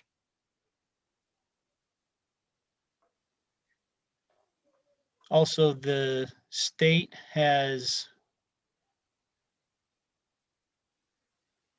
committed to putting the speed study out. Did I cut out, guys? No, you're good. No, you're there. good. Just dead silence on our side. Yeah, and the 3,200. So I don't. Yeah. Okay. You may Okay, want to. we can circle back to that. IDOT has still promised us the speed study, but it's still in internal review. So I should get that next week, hopefully. Arlington Heights Road, as President Jacob mentioned, the county has reached out for public comment on that project, and I will be putting together a letter to address the lack of capacity at the intersection of Lake Cook Road and Arlington Heights Road, which is what has led to the cut-through traffic on Schaefer and Checker, and also safety and pedestrian improvements up at the intersection of Route 83 and Arlington Heights Road. Could you also ask them to put a bridge in so that Long Grove residents can cross Arlington Heights Road and use that path that's on the Buffalo Grove side? We need 2 bridges. Oh, what the hell? Ask for 2. Keep going, Jeff. Number Number 14 on the engineer's report was not highlighted. There was no update last week, but when I wrote this, but IDOT did issue their transportation bulletin last week, and they're looking for a consultant to update and finish the design engineering plans for that project. It's going to be a 2-year contract. So looking at that and putting the timeline together, any improvements construction wise on Route 22 for the widening are still probably at least 3 years away. So I did want to highlight that tonight. They put The- a pathway in for us? What's that? Did they put a pathway in for us? There is a path A bridge. planned on the south side of 22. We should put bridges on all of our applications. 22 Diamond Lake Road, 83, 22 and 83. We could be bridge land. There you go. Have Lego to be land. covered bridges with low clearances. All right, let's Yeah, keep we're- moving, Jeff. We're really good at Just keep bridges. moving. Okay. Bobby's on a roll, just keep moving. So the Robert Parker Coffin Road path, that's number 15 on the update.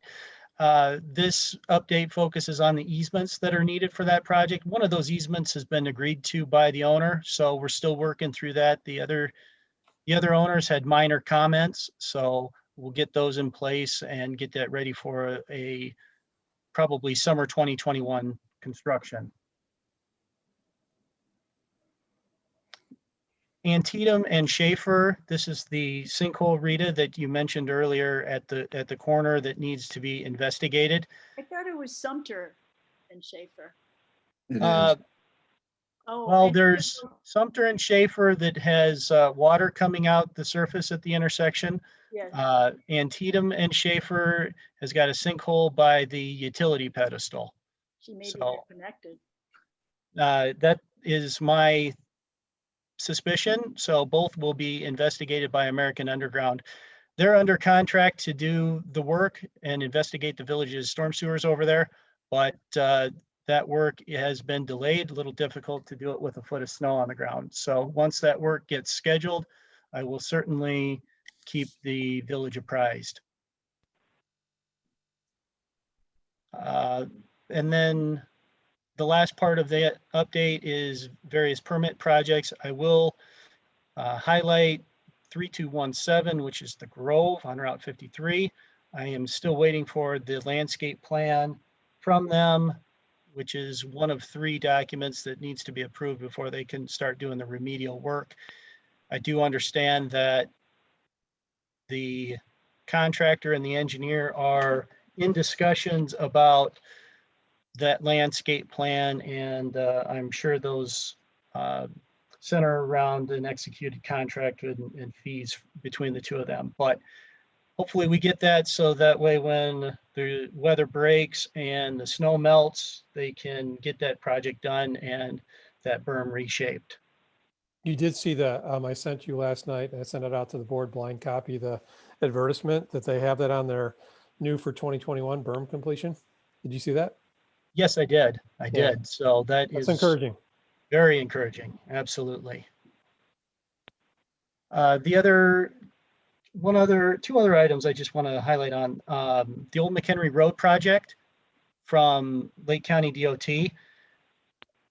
John Nelson in their traffic department did let me know that Lake Dot has still got the northwest corner of the intersection on their radar as far as getting a shorter light installed over there.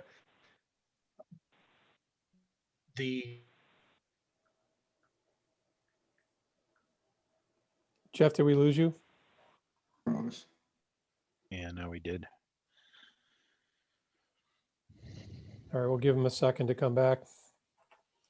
Project at the last board meeting, I mentioned the, Jeff, you froze, so we lost maybe 30 seconds. okay, sorry about that. You talked about the stoplight arm, and I think that's where we lost you. And we lost you again.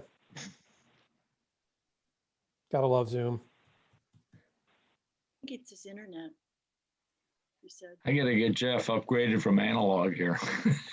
It's like a Verizon commercial. or There something. he goes. There he goes. I see him. He's moving. All right. Sorry about that, guys. I guess.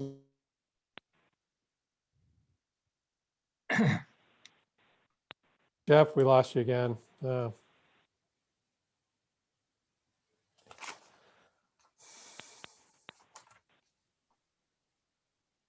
Well, we're going to give it another second. Jeff, There you're you go. back. Are you good?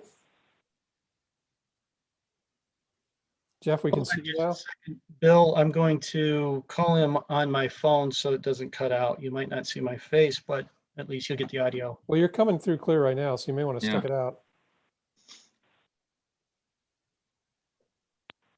Okay, so Old McHenry Road, the traffic signal, Lake County has informed us that they still have that on their radar and they're going to address that later this year. They're not focused on that right now because they're in snow removal operations. So, another thing, at the last board meeting, we talked about the drainage in front of 3111 Old McHenry Road.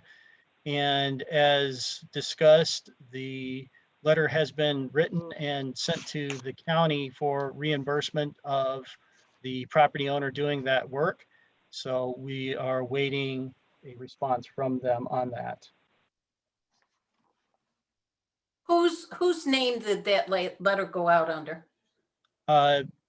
Village Manager Balling. Okay.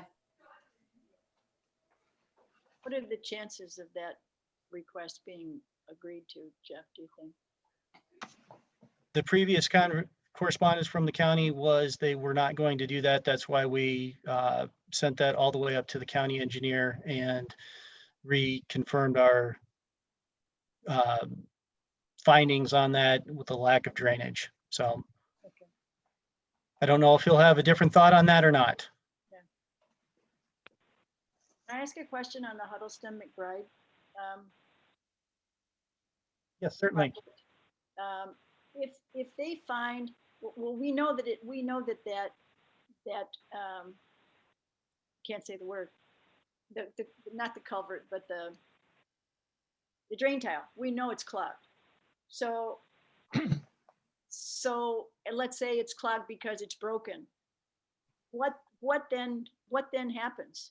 If it's not under the road, it's not a lake dot problem. And if it's on private property, then what? How does that? So Huddleston McBride, their investigation will do two things. It will map the location of that drain tile because even the state is not certain how it gets under 53. They just know that it does. Oh. And it will be similar to the discussion that we had with the Marden Estates and Marden Woods subdivision owners back in September, that we present the findings from Huddleston McBride and let them know that the village helped out with hiring Huddleston McBride to identify where the breakage is, but it is then their responsibility to Address make it. the repairs since it's on private, if it's on private property. Okay, got it. So we have potentially, what, 3 property owners that this project affects? Correct. But we have communicated with the whole group of them. Correct. Yep.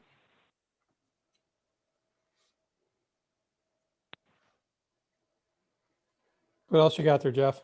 Okay, so the only other thing I was going to say is on the WDO amendment, and if you remember a month ago, you had a question about the detention on the Archer parking lots or the Archer outlets, excuse me, and all 4 of those outlets can be paved and covered with impervious surface of up to 84% without providing any detention. So just wanted to pass that finding along. So other than that, the village direction on the Huddleston McBride proposal is what I'm asking for tonight. So if I can get that, other than that, that's all I have. Any objections in spending the $3,200 for the further study of the, the drainage situation there in 53? I'm in favor of it. I'm willing. Okay, that's two willing or one in favor, one willing. I And you're agree. nodding your head. Yeah, we need to do it. Yeah, Okay, we do. Chuck? Yes. Jenny? Yeah. I mean, I think if, yeah, I think you Yes. got direction, Jeff. Okay, thank you very much. I'll let the board know when that work is scheduled. Anything else? End of report. All right, I'm going to keep us moving right along. So now we're into the trustee and village president's report.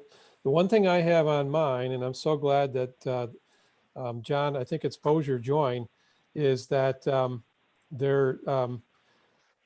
John is here because they want to film a movie in Long Grove, right? And in your board packet, you have some information. It's not 100% complete, but you have the narrative, where they want to do all the filming. And I don't know if John, if you wanted to say a few words to us tonight, because I see you here and I'm looking at your application. Maybe it might be nice if you could say a couple of words, right, to the board about what you're planning to do. Sure. Yeah. Thanks for having me. Some of you may have met my wife, Jessica. She owns the In Motion Dance Studio there at the intersection of Old McHenry and Robert Parker Coffin. So I've been coming to Long Grove for several years now and very familiar with the town. The project that we're working on is a family holiday film called Christmas with Felicity that is in line with what you would see around this time of year on the Lifetime and Hallmark networks. And it actually is set in a fictional town in Wisconsin called Aspen Grove. But we, just being familiar with Long Grove and wanting to keep the production based here in Illinois, we thought that Long Grove had that perfect charm that we were looking for the film and would be better than anything we could find in Wisconsin.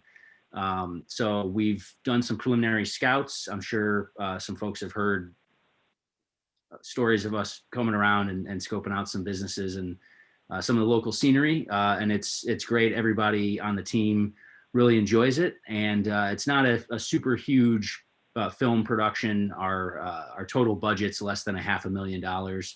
The shoot will be conducted over a 3-week period, tentatively scheduled to begin on Wednesday, March 10th, and lasting through Sunday, March 28th.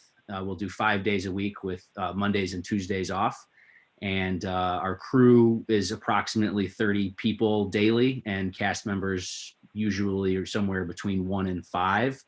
So our total footprint is probably about 40 people on average. There are a few days where we'll have some background extras, ideally in the Fountain Square area. And most of our shooting locations are within a 2 or 3 block distance from downtown Long Grove, from the Fountain Square area. So we logistically, it's really exciting for everybody. There's a residence off of Robert Parker Coffin that we're talking to, the country club Twin Orchard up the road, as well as the creamery, the coffee shop, the Apple House, confectionery, a Village Tavern, and a couple of other businesses like that. We're talking to about doing some filming there. The other thing that I guess is probably worth mentioning is that it is a family Christmas film, and snow and Christmas decor are the most important things, as we've been told. And so shooting in March, obviously Mother Nature's being very generous with us right now. Hopefully she'll keep that up into March, at least for our sake. I'm sure the rest of you would disagree to a certain extent. But in the event that we don't have a lot of natural snow, we do have a special effects solutions that provide it for us. They come in 3 different forms. One is literally shredded. They get giant blocks of ice, and they have a machine that shreds them and kind of distributes it around, and it's basically real snow.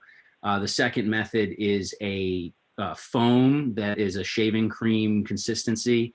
that's biodegradable and non-toxic. If it's below 32 degrees, it stays up for a while. If it's higher than that, it starts to burn away immediately and needs to be touched up throughout the day. And then we also have snow blankets. They're these white blankets that they roll out to cover a large square footage, and they spray them with water, and they start to kind of like a chia pet, is my understanding of it. They sort of expand and start to look like snow. So those are our 3 backup solutions that we have that we're working on in the event that we don't have good old fashioned natural snow. That seemed like something worth bringing up in case anybody had any environmental questions or wanted to see any documentation about any of that kind of stuff. We can certainly provide that.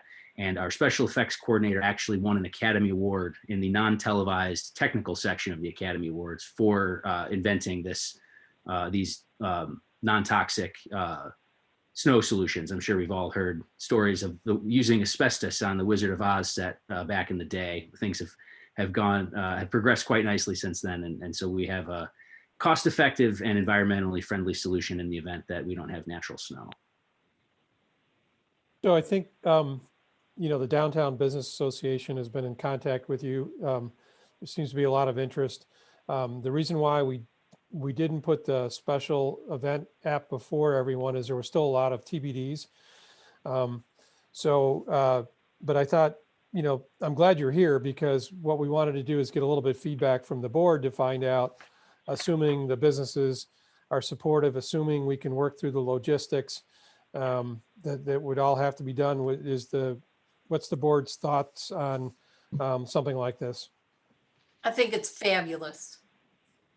I think it just sounds like such fun for a small community, although we have big plans. There you go. There you go. I think it's great. It sounds great. Excellent. I think it Roll. sounds so fun. I'm all for it. Roll out the red carpet, Bill. No, I think it's a great idea. I would like to have more information on the fake snow, because a friend of mine, they did let their house go and they put fake snow down, and they ended up having to remove 3 feet of their soil, and they lost all of their oak trees. Ooh. So I am just, I'm a conservation biologist, and I would like to see what's in the stuff. But other than that, I think it's a phenomenal idea. And we didn't hear from you. Did you say yes, or? I think it's charming. The only thing, I went looking at dates, and March 27th, we had already told the downtown merchants something for Easter. It's the week before Easter.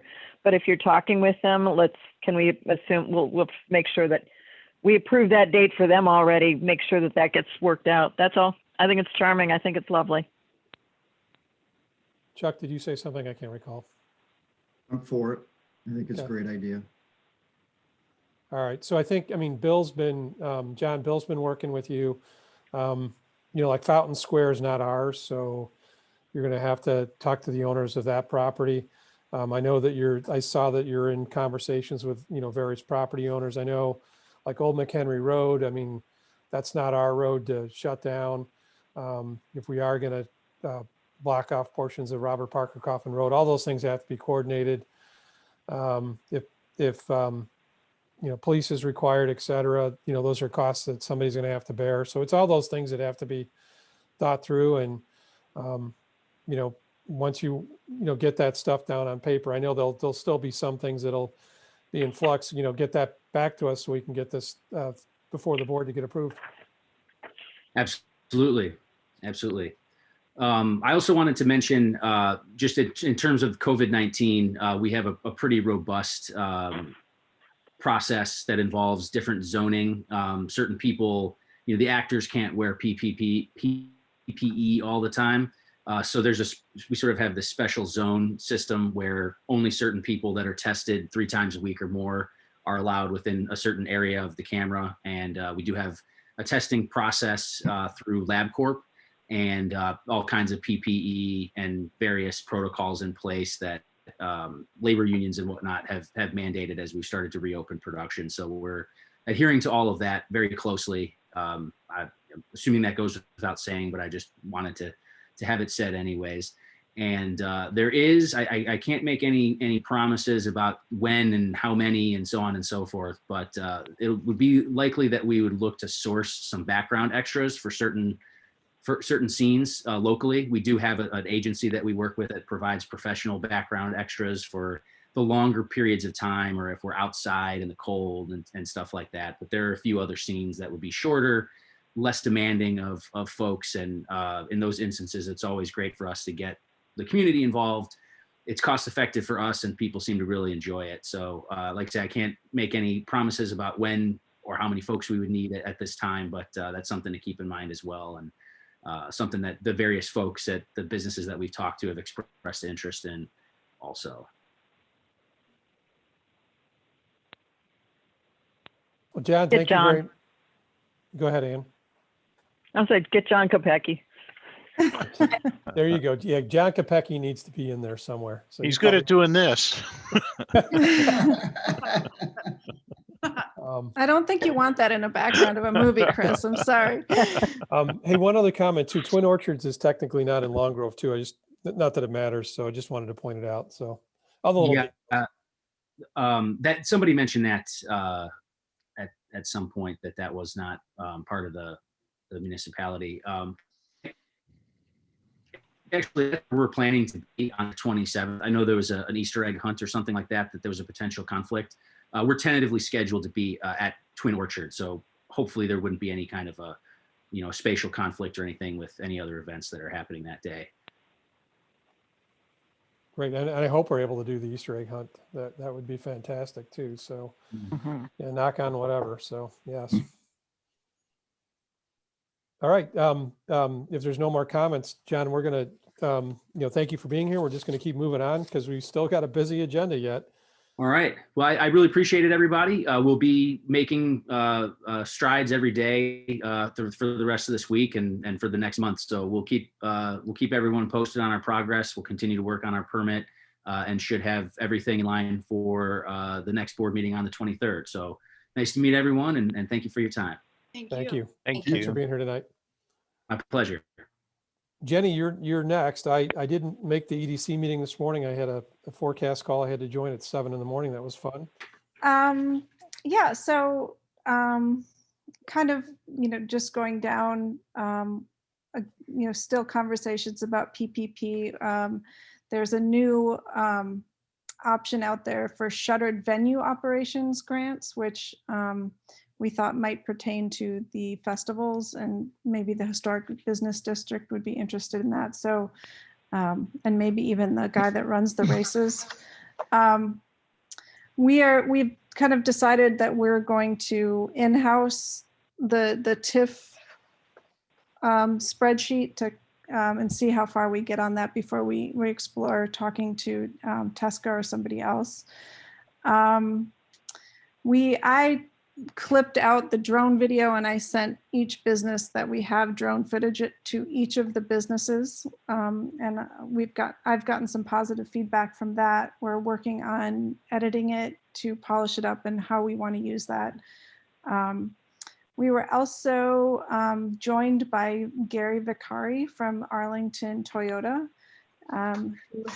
He's energetic and has a lot of interesting ideas. And one of the things that he brought up is he thought that our village website might be served with a little bit more pizzazz to kind of excite people about coming to Long Grove. And this kind of started a long conversation. And I think it is a valuable conversation. We looked at while he was talking, I was scrolling through other village websites. There are websites that have like pictures that switch out, just having a little bit of movement. We have a pretty bare bones package, but we thought it might be prudent to talk to the people that do our website to see if we can, what it would cost to maybe oomph it up a little bit while also being ADA compliant. So I kind of wanted to open that up to what, if you thought that was worth pursuing or if there's just no interest in that. And I think That's kind of the meat of it. He did have some interesting ideas that we, talked about, businesses that might be interested, but I think a lot of them we've already kind of discussed. So, just how do we make traction on that? So. And we're also continuing with Stevenson. I think the letter to go out to the businesses I think it just arrived in my mailbox. So I think we're going to approve that and then get that out to continue that or start that relationship. Any questions or comments or suggestions? Denise, I was wondering, you chat with the MuniCode people frequently. I don't know that we can make the village part of the website sexier as it was suggested, but if we, if there would be an additional cost for us to, liven up the EDC microsite on, that's part of our website, does that require more dollars? Do you have any idea what's involved with that? Most likely it would be more dollars. It would be kind of a platform upgrade. Sometimes they have specific items like say a pop-up or those types of things that they'll sell individually. But there's certain things that are kind of more go along with an upgraded platform. So tomorrow I'm going to set up a meeting with MuniCode. I think there was a couple people who maybe wanted to be a part of that. So that we could discuss that because, one of the ideas was kind of looking at, we've been with MuniCode for a couple of years. I mean, it's fantastic customer service. They've been really great.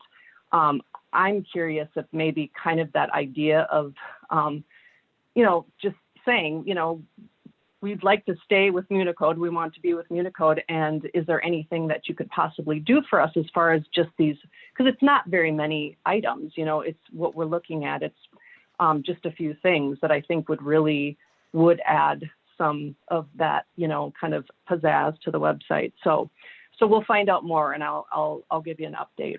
Oh, that'd be great. Thank you. Kind of a broader question. We talked about Facebook, we talked about other social media platforms.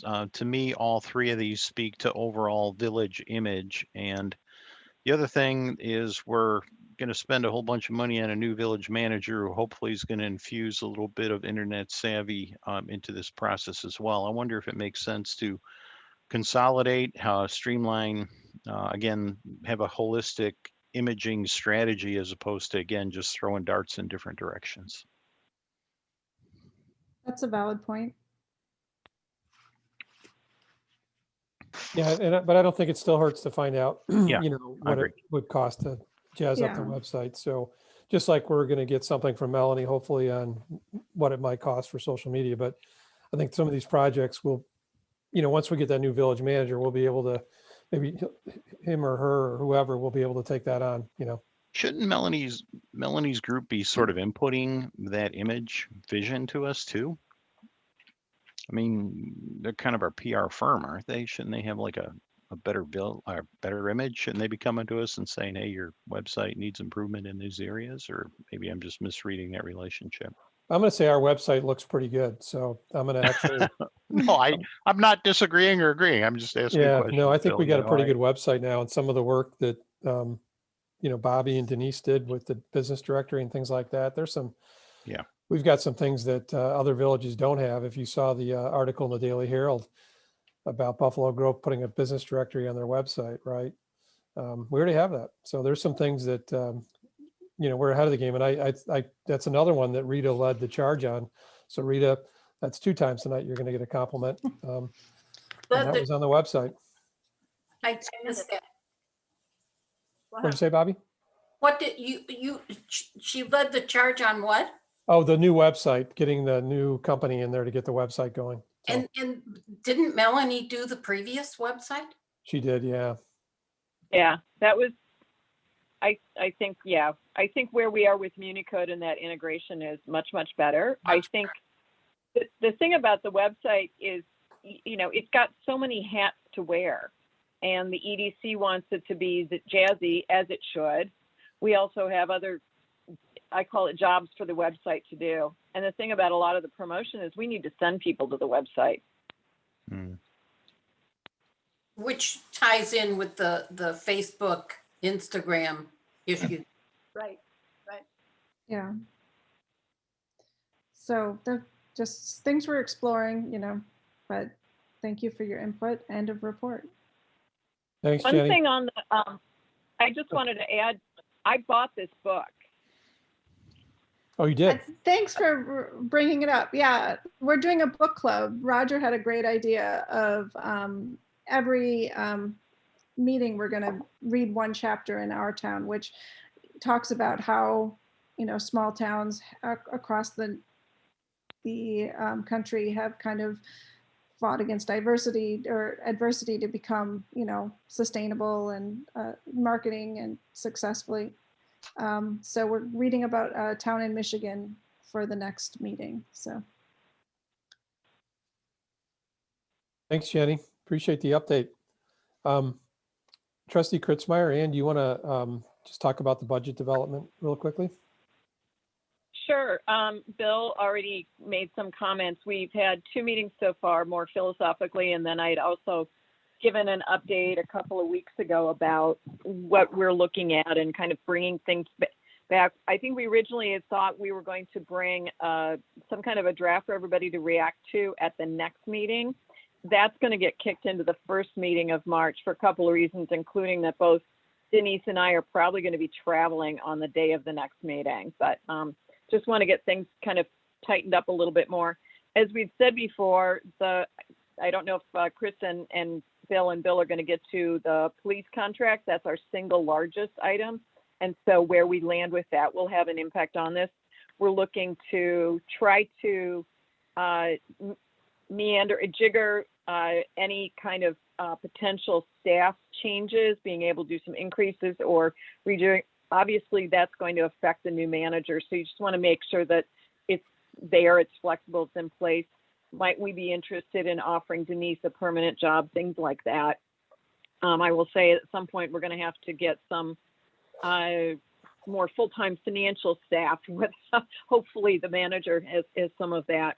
We talked about also a couple of looking for, I think Bill's comment was 2 or 3 low-hanging or decent technology projects, things that can help us. And I'm hoping, Bill and Denise, that you can ask Margarita to maybe write up some of the stuff, but we did a walkthrough of some of the things she's been piloting in terms of kind of repeatable building permit stuff. And she's actually got it farther along than I realized. And it was really refreshing to see. And we identified some points of friction that might be easy to address. So we just did that yesterday afternoon. So there's some things to think about and look at there. In terms of overall revenues and so forth and where we are right now, we didn't talk as much about where we are as of end of December, but with 8 months under our belt, we are ahead in revenues. Recall this time last year, in March, everything was going haywire. In April, when we had to pass the budget, everything was just really uncertain. So we put in a revenue budget for sales tax that was a hair under last year. We're running a lot more ahead of that, and that's partly because we have a favorable mix of the sales taxes we do have.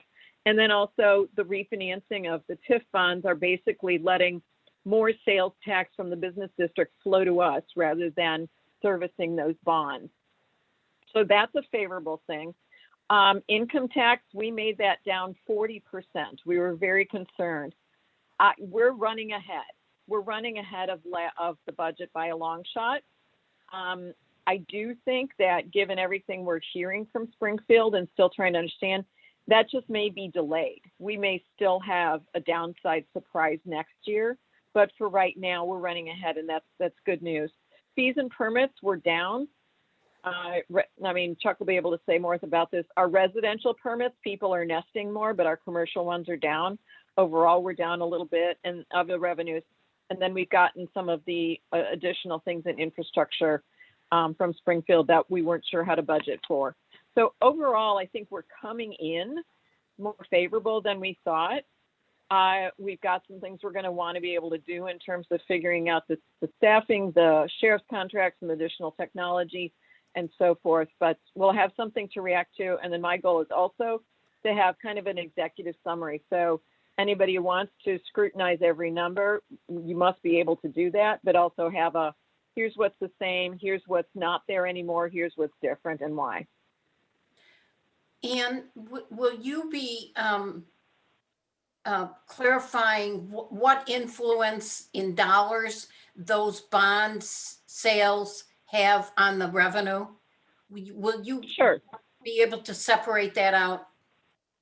Yeah, we can do that. And understand there's 3 things happened favorably last year associated with all of that TIF stuff. One, we refinanced at a lower interest rate.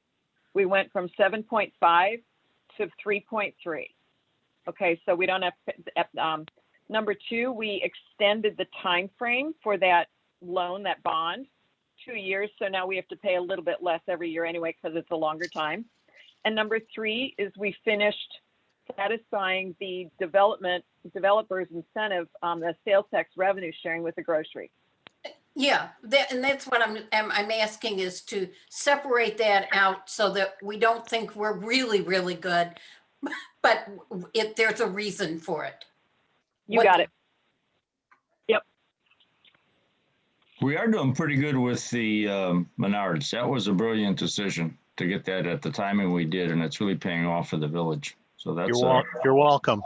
yeah, that's a healthy addition, and it's a successful store, successful enterprise.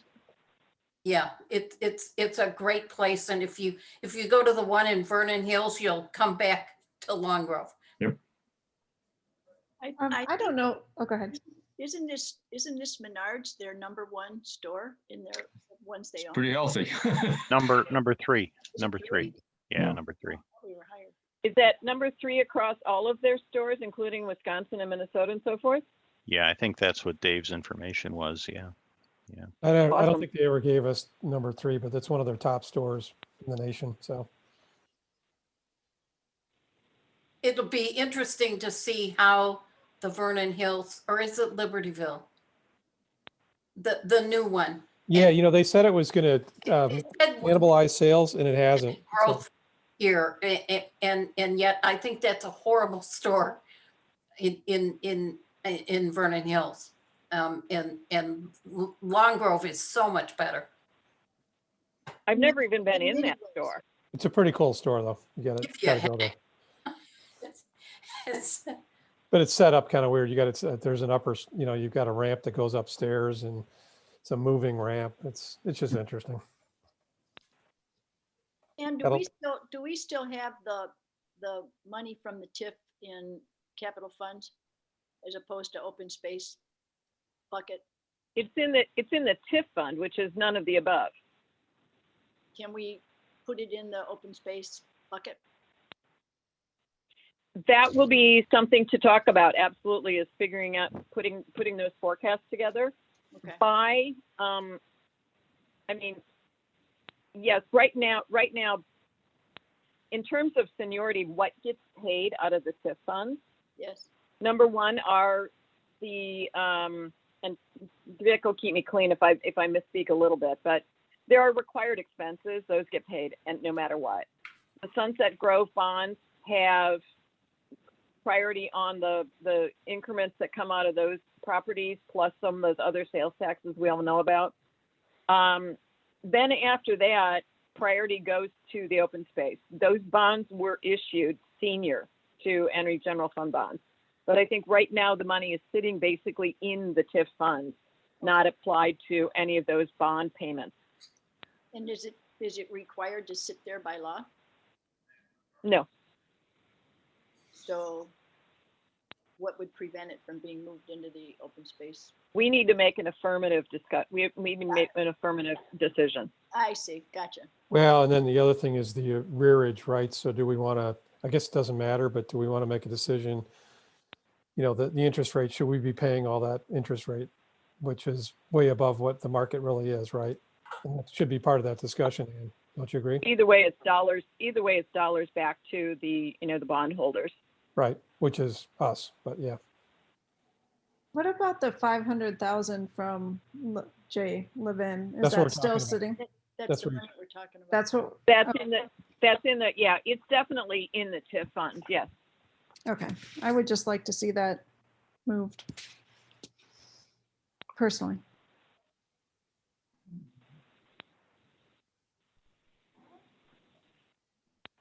So not next meeting, the meeting after that is the goal for having a draft for the general and capital funds. So that also gives you, Jeff and Rita, additional time to kind of work through where does the capital plan want to end up.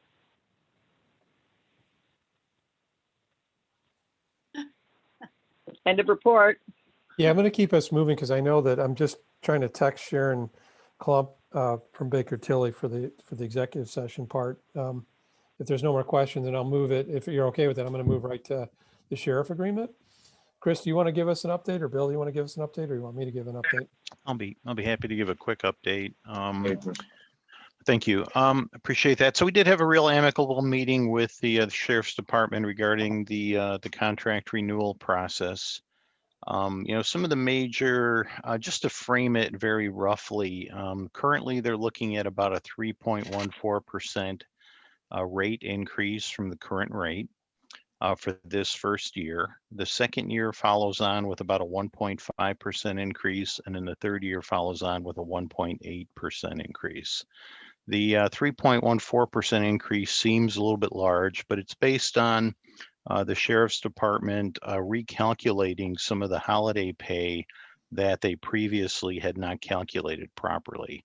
So it seems like a little bit of a big increase, but that's where it's coming from. And then after that, the 1.5 and the 1.8 are coming from labor union agreements with the officers and their health benefit agreed upon increases. So that's where those rates are coming from.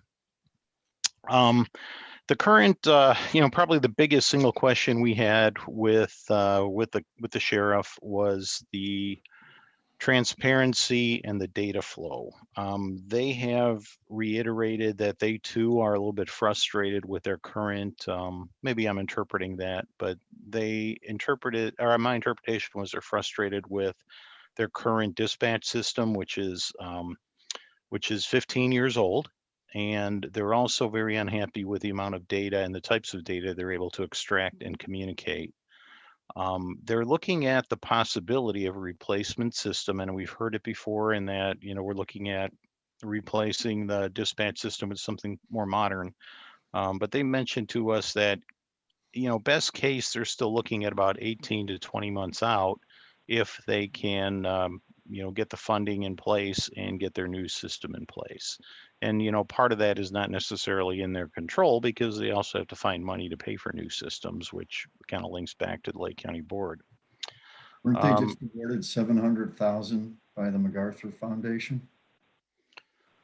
I don't know, maybe were they?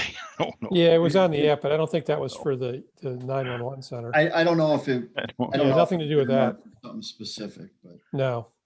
It was Yeah, I it was don't know. for diversity training, I believe, or programs. Okay. Okay, I'm That's unaware, the sorry. headline. That's what the headline said. I don't know. It hit the app today, so yeah. The sheriff's application. So we talked to them about other things. As just to remind everybody, the way the contract's currently drafted and the way it was drafted was that we, the village, have a 90-day termination clause for any reason. So upon 90-day notification, we can notify them and we can walk away.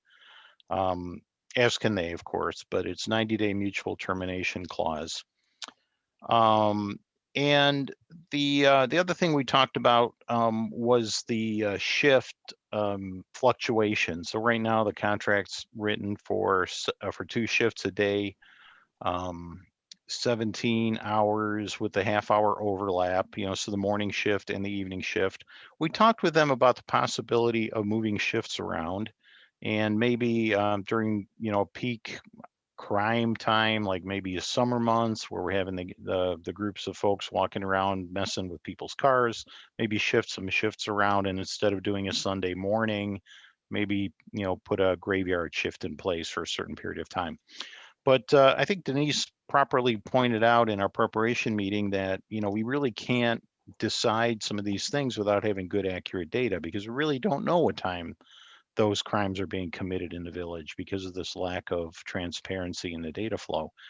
But having said that, the sheriff's department was amicable to, basically put something into the contract that, allowed us to have some discussions and have kind of mutual agreement going forward in terms of how those shifts should be or could be allocated. But again, we're kind of in a weak position because we really don't know what times of day those occurrences are happening. But at least we're able to put some wording into the document that would allow to have those discussions and some mutual agreement. The other thing I just wanted to point out, yes, it is a big dollar amount, right? It's better part of $700,000. For year one, it's $697,000. When we take 17 hours a day and multiply it by 365 days a week, it's about 6,200 hours, so 6,205 hours. Works out to a loaded labor rate for officer and car of about $112 per hour. And, on one hand, you go, wow, 600K is a lot of money. And on the other hand, you go, with a car and a trained officer and the resources of Lake County Sheriff, it's really, in my opinion, really not that bad of a deal, frankly. I think it's, it's kind of one of those situations where you get what you pay for. And frankly, I think the Lake County Sheriff has a lot of resources that back up that sheriff who's in the street. I think they owe us some documentation in the earlier contract. We had a unit cost by every cost element, and they committed to getting it to us. I haven't seen it yet. I don't see anything that's going to prevent us from moving ahead with the budget cycle based on I think we can absorb a 3%. The other thing we got iced on is the access to doorbell cameras. They just shut the door on us. And I think they rationalize that by this is an intergovernmental contract. This is not, if we had a municipal department and the mayor and board wanted to see us get access, they go over to the police chief and say, show me that access, and you'd get it. Body cameras, Bill, not doorbell cameras. I'm sorry, body cameras. They're just going to ice us on that. So I don't think it's a deal breaker to us, but it's a disappointment that they didn't give us any wiggle room on that at all. So, and that is distinctly different. If you had your own police department, you would have access to that in some way, an informal channel at least. By the way, Bill, it's $21,000 more this coming year is what it is. That's what it is. 17. Understand what you just said about cameras. So we had the incident of the body camera. We had the incident where we had a requested to see body camera video for an officer. Yes. Right. Yeah. But we brought that issue up again and again. They claim this is state's attorney or the laws are written to preclude them from sharing that because of privacy, and the current state's attorney will not allow them to release the body camera video. Okay. So they're hoping a new state's attorney will do something different, but currently their hands are tied as well. Okay. And then I do have a question. Was any discussion on our part about using a general service officer? Yeah. Bill Balling brought that. Bill Balling brought that up, and we had that discussion. They don't really have any particular way to provide that to us, because once they deploy an officer in our village, it's an officer in a car, and they really don't have that function, and they don't see how it would be viable for them servicing our account or their contract accounts for that matter. Where to me, the biggest application would be Checker and Schaefer. Well, yeah, but then I agree, Bobby. Daily basis for a month or two, with somebody who's not costing us $112 an hour, maybe $65 an hour, that would make more economic sense for us. Bobby, it's not out of the question that we can implement something like that through private security. I'm not recommending it tonight, but that is an option. The sheriff is not, they showed very little interest in anything other than sworn sheriff's deputies in the street, and they used it as a risk management issue. But if we had a traffic control issue, it's not beyond reason that we couldn't purchase those services. for specific deployments. And, we do have a village marshal in Long Grove. So we have the legal structure to do things like that. We haven't deployed it, but. Get your badge out, Bill. We all remember the village marshal. Actually, I was gonna. Yeah, we're not going to Denise talk about was- that one, Bobby. And that was gonna be one of Denise's assignments, so, and. You're gonna Oh, be the- boy. Now there's a story behind it. We're going to leave this one alone. Yeah, yeah, but my concept for someone with the flexibility of doing morning and afternoons, or some kind of flexible timing, I think might cool down, when kids get back in school, if ever, it might cool that situation. Well, we can direct we can direct the officer that's on duty to that area. If we direct Sergeant Amber to dispatch the officer to that particular area and focus on it, they have done that before and they will continue to do that. That would not be my intent, that we take 50% of our force and put it down at its furthest southern border. Understood. But we also have the ability to add extra detail shifts too. I don't know if it's in this particular contract, but there was a lower special duty shift rate that we could also add. And I don't think it's called out in this particular draft proposal, or maybe I didn't see it. Yeah, I think it was to handle like crowd control and traffic management for festivals, but I agree with you, Chris. I recall seeing that somewhere, but I don't think it was in the current draft. Yeah, I think it was in the old document. No. It But would yeah, not Bobby, you're right. have that flexibility to call upon something where we commit to a month at a time. Bobby, I'll be honest with you. We don't have a lot of flexibility in this deal. It's not like there's a lot of quote negotiation going on. It's really, unfortunately, it's kind of, I don't want to say it's a take it or leave it kind of agreement, because I don't want to portray the sheriff as that. But they're pretty much set in their contracts for municipalities. So we don't have a super amount of flexibility in this document. Okay, I'm not in the contract. suggesting that we incorporate this concept, but that we could reach them outside of this contract for a person at times. But I like the private too. Yeah, I mean, the benefit of using the sheriff is we got access, or a little small village, we got access to a very muscular department. You get a major incident in town, you're going to have some resources that they can throw at it. And that's a big advantage. I mean, we can shop and probably purchase services from a neighboring town, be it Kildare, Barrington, or somewhere else, because it's a value return to them.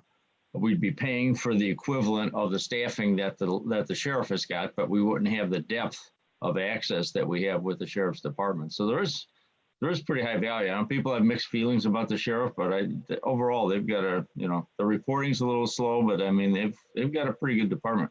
And I've been impressed with Ryan's access, and actually some of the relief people that come in that I get a chance to talk to, because they fund, we pay for 2 shifts and they staff full shifts, but they have relief people that come in as well. And, they seem focused and professional, and equipment always looks good.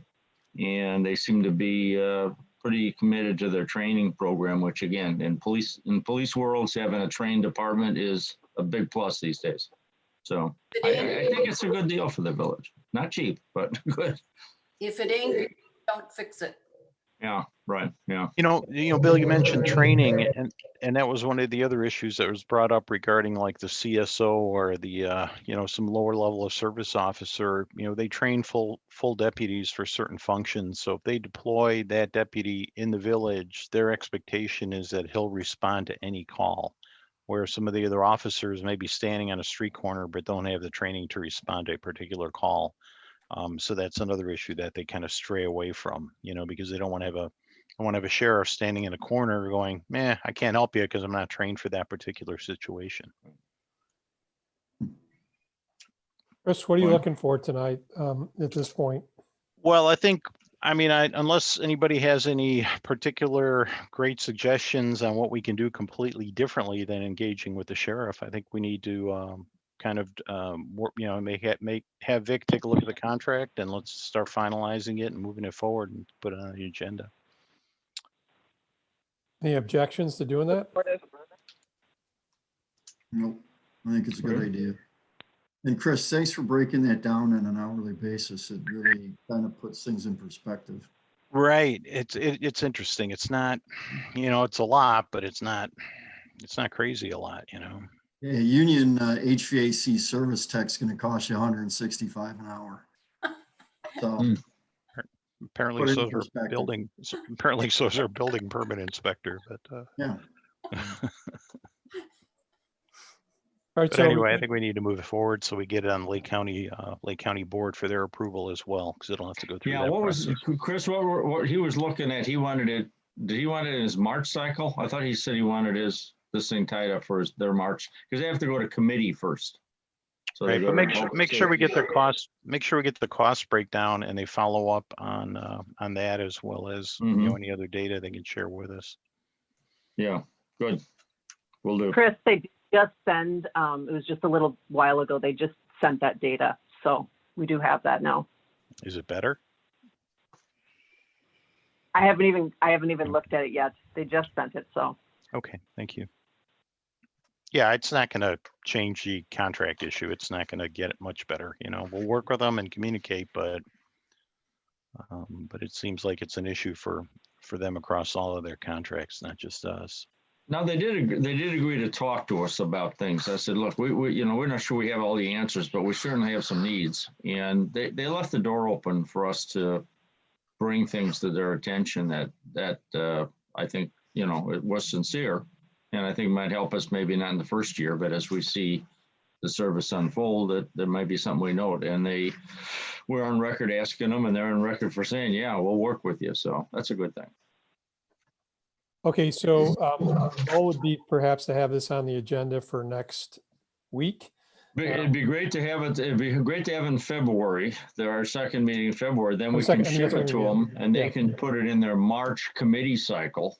And I can let them know that, subject to getting this data in, put the speed, the heat on them to get that back to us so they can make their March committee cycle. So that, I think that's a good target. So for the next meeting, we're going to try to get this on the agenda.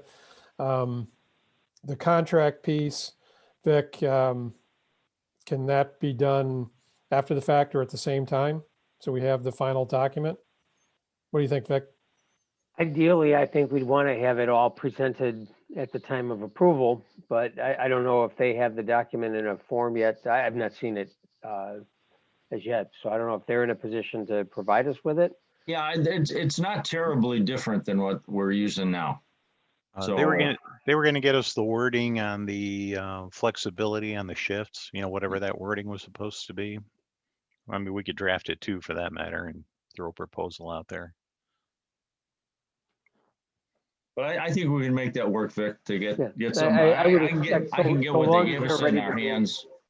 Tomorrow I can get that to you, and then we'll chase them down and say, hey, we made progress last night, and let's pedal hard and get this done so we can get it through our cycle. Yeah, so long as they're ready to move, we should be able to as well. Yeah. Okay, good. Chris, anything else? No, sir. Thank you. All right, thank you. Can we, I know that we have Sharon waiting for us. We have a couple more things to do. Chuck, are you ready to give us the report of the building commissioner? Is that your job? Yeah, I'm going to make it real fast. Marguerite always gives us the same rundown comparing January or whatever the month to the previous 10 years of the same month. One of the things that still disturbs me, for instance, she's saying January 21, we brought in 11,805 in revenues. You go to the next page and it would suggest our net permit revenue was 13,754. Now she has a disclaimer on top that says it's a breakdown, but not all fees were necessarily, brought in at the same month or collected at the same month that, the same reporting month. Bill, if there's any way, and Bill Balling, if there's any way she can highlight where or which fees haven't actually been collected, it would be really nice, because I'm looking at this and there's about a $1,950 differential. Right. And I couldn't even begin to tell you where that discrepancy is. It would just help. I think what happens is it's almost like an accrual basis that she issues the permit. I don't want to say she issues it before we get paid, but it's possible that it happens that way. I'll get a clarity for you, Chuck, so we can get that worked out. It's never huge discrepancies, but I sit here every month and I go, where's the difference? So maybe she could just highlight which, permits haven't been, we haven't collected monies on, would be helpful. Yeah. And then, I don't know if I can share my screen, Bill, but. Yeah, try to. Go ahead. Let me just I just wanted to show you guys the year-to-date totals through, January. So let me see if I can pull that up. You disabled my ability to share. Let's see. How do I do that? How do I allow you to share? Allow. Bill, just make him co-host. Make him co-host. All right. So it says stop recording. No, don't stop. Allow to record. I don't think I have that feature in my. You're going to have to do it, I think.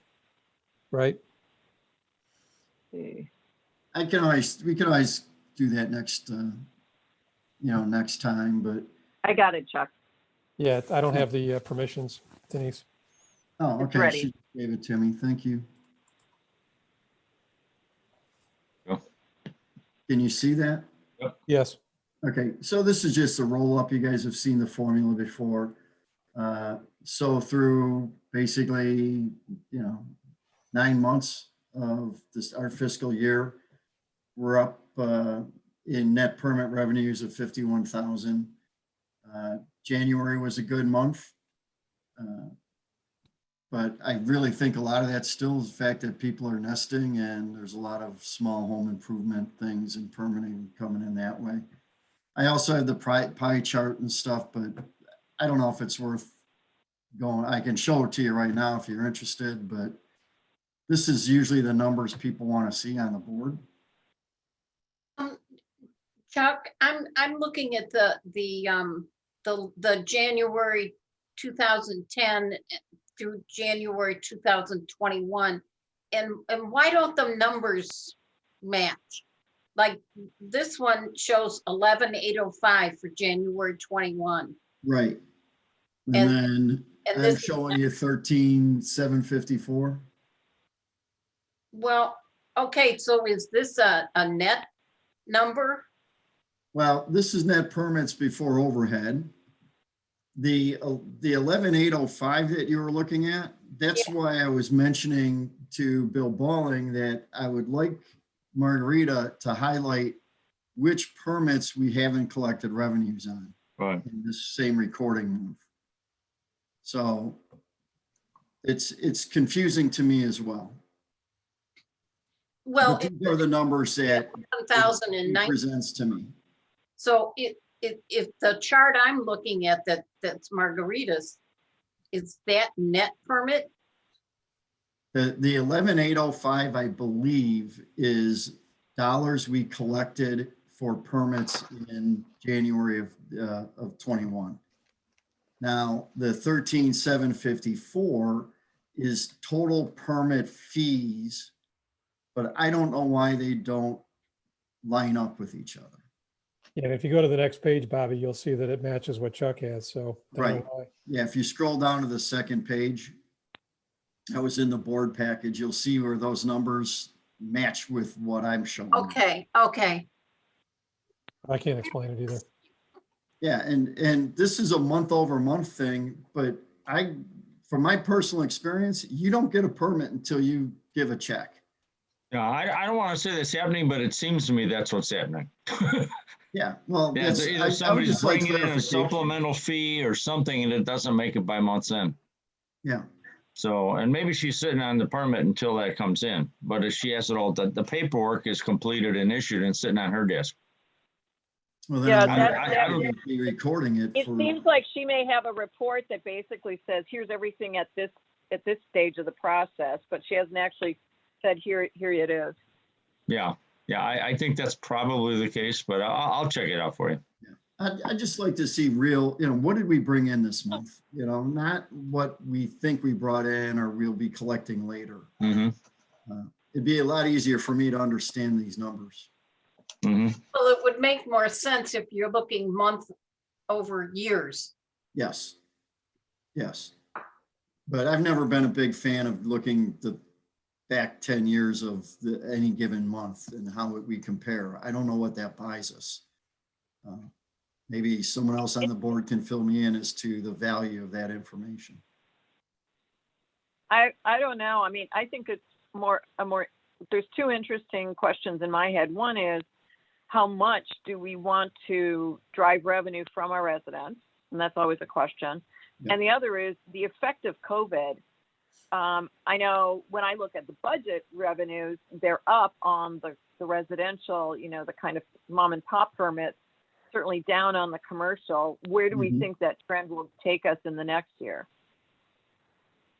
Great question. Yeah, I wish I had an answer for you, Ann. I would like that crystal ball too, Chuck. I hear you. Hey, so So, Chuck, I anything mean, else?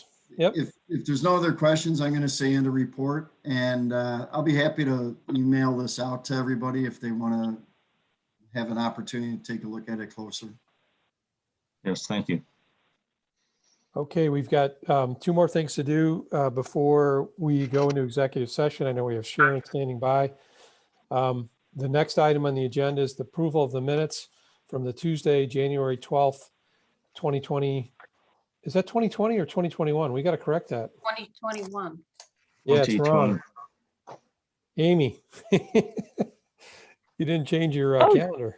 Oh, I didn't. Yeah, the template was still it's been changed now, but it wasn't changed on that one.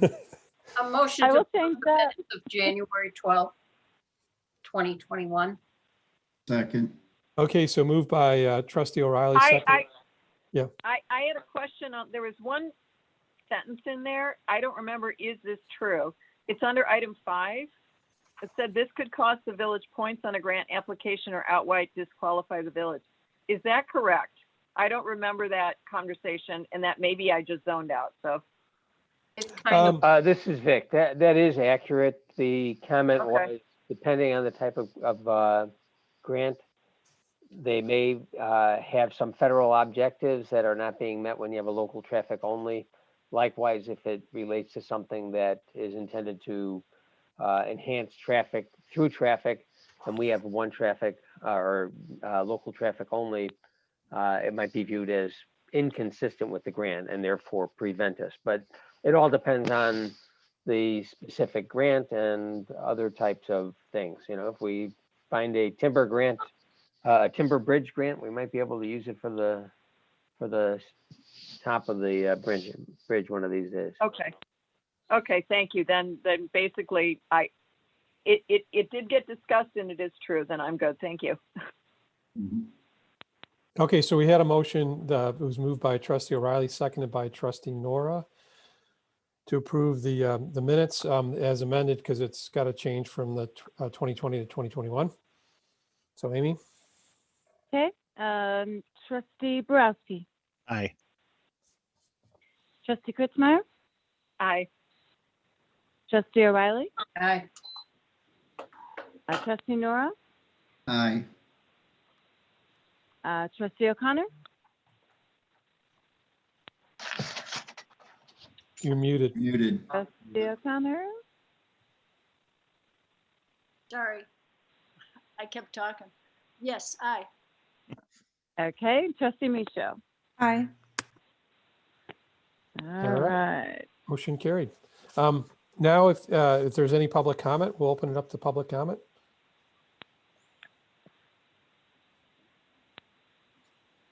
No public comment? There's a few people hanging out. All right, if not, then looking for a motion to go into executive session to So moved. discuss personnel matters. So moved. Moved by trustee O'Reilly, seconded by trustee O'Connor. Did I get that right? Yes. Okay, sorry. Trustee Michelle, Aye. trustee O'Connor, Aye. trustee Nora, Aye. trustee O'Reilly, Aye. trustee Kritzmeyer, Aye. and trustee Borowski. Aye. All right, you got everyone there? I just texted Sharon. So I'm going to try to move us into executive session. I presume you won't need me or Jeff? No, you may drop, please. All right. Good Have a night. good night, Take everybody. care. Night, guys. Thanks, guys. And let's see if I can do this really quickly here. We've got a few folks that shouldn't be joining executive session. So let me, I'll try to assign manually, I guess.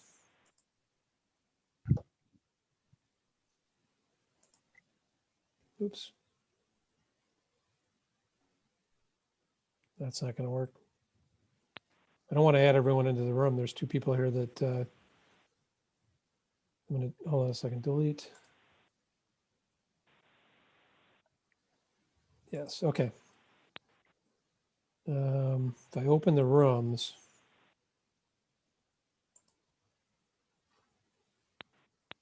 all right, I'm going to assign people to the room.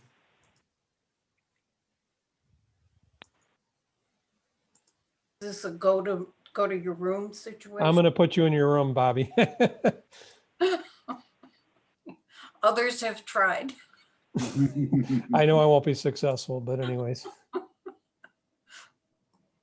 Doing this manually so I don't grab anyone that shouldn't be here.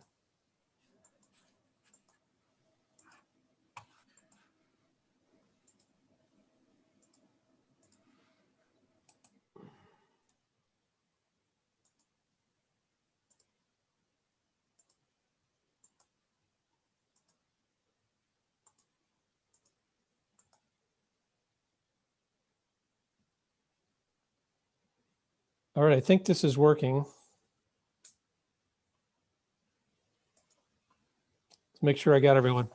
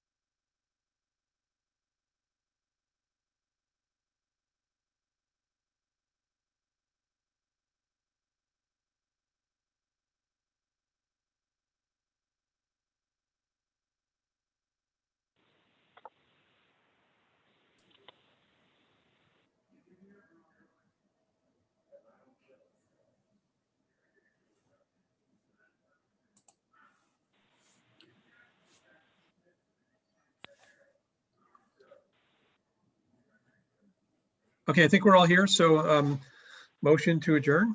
So moved. Moved by trustee Second. O'Reilly, seconded by, Second. Second. hold on, I couldn't hear who it was. Who was it? It was me, Chuck Nora. All right, we'll go with second by trustee Nora. Roll Doesn't call, matter. please. Whoever you want to put down.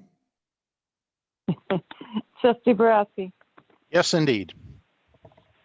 and Trustee Kritzmeyer, Yes. Trustee O'Reilly, Yes.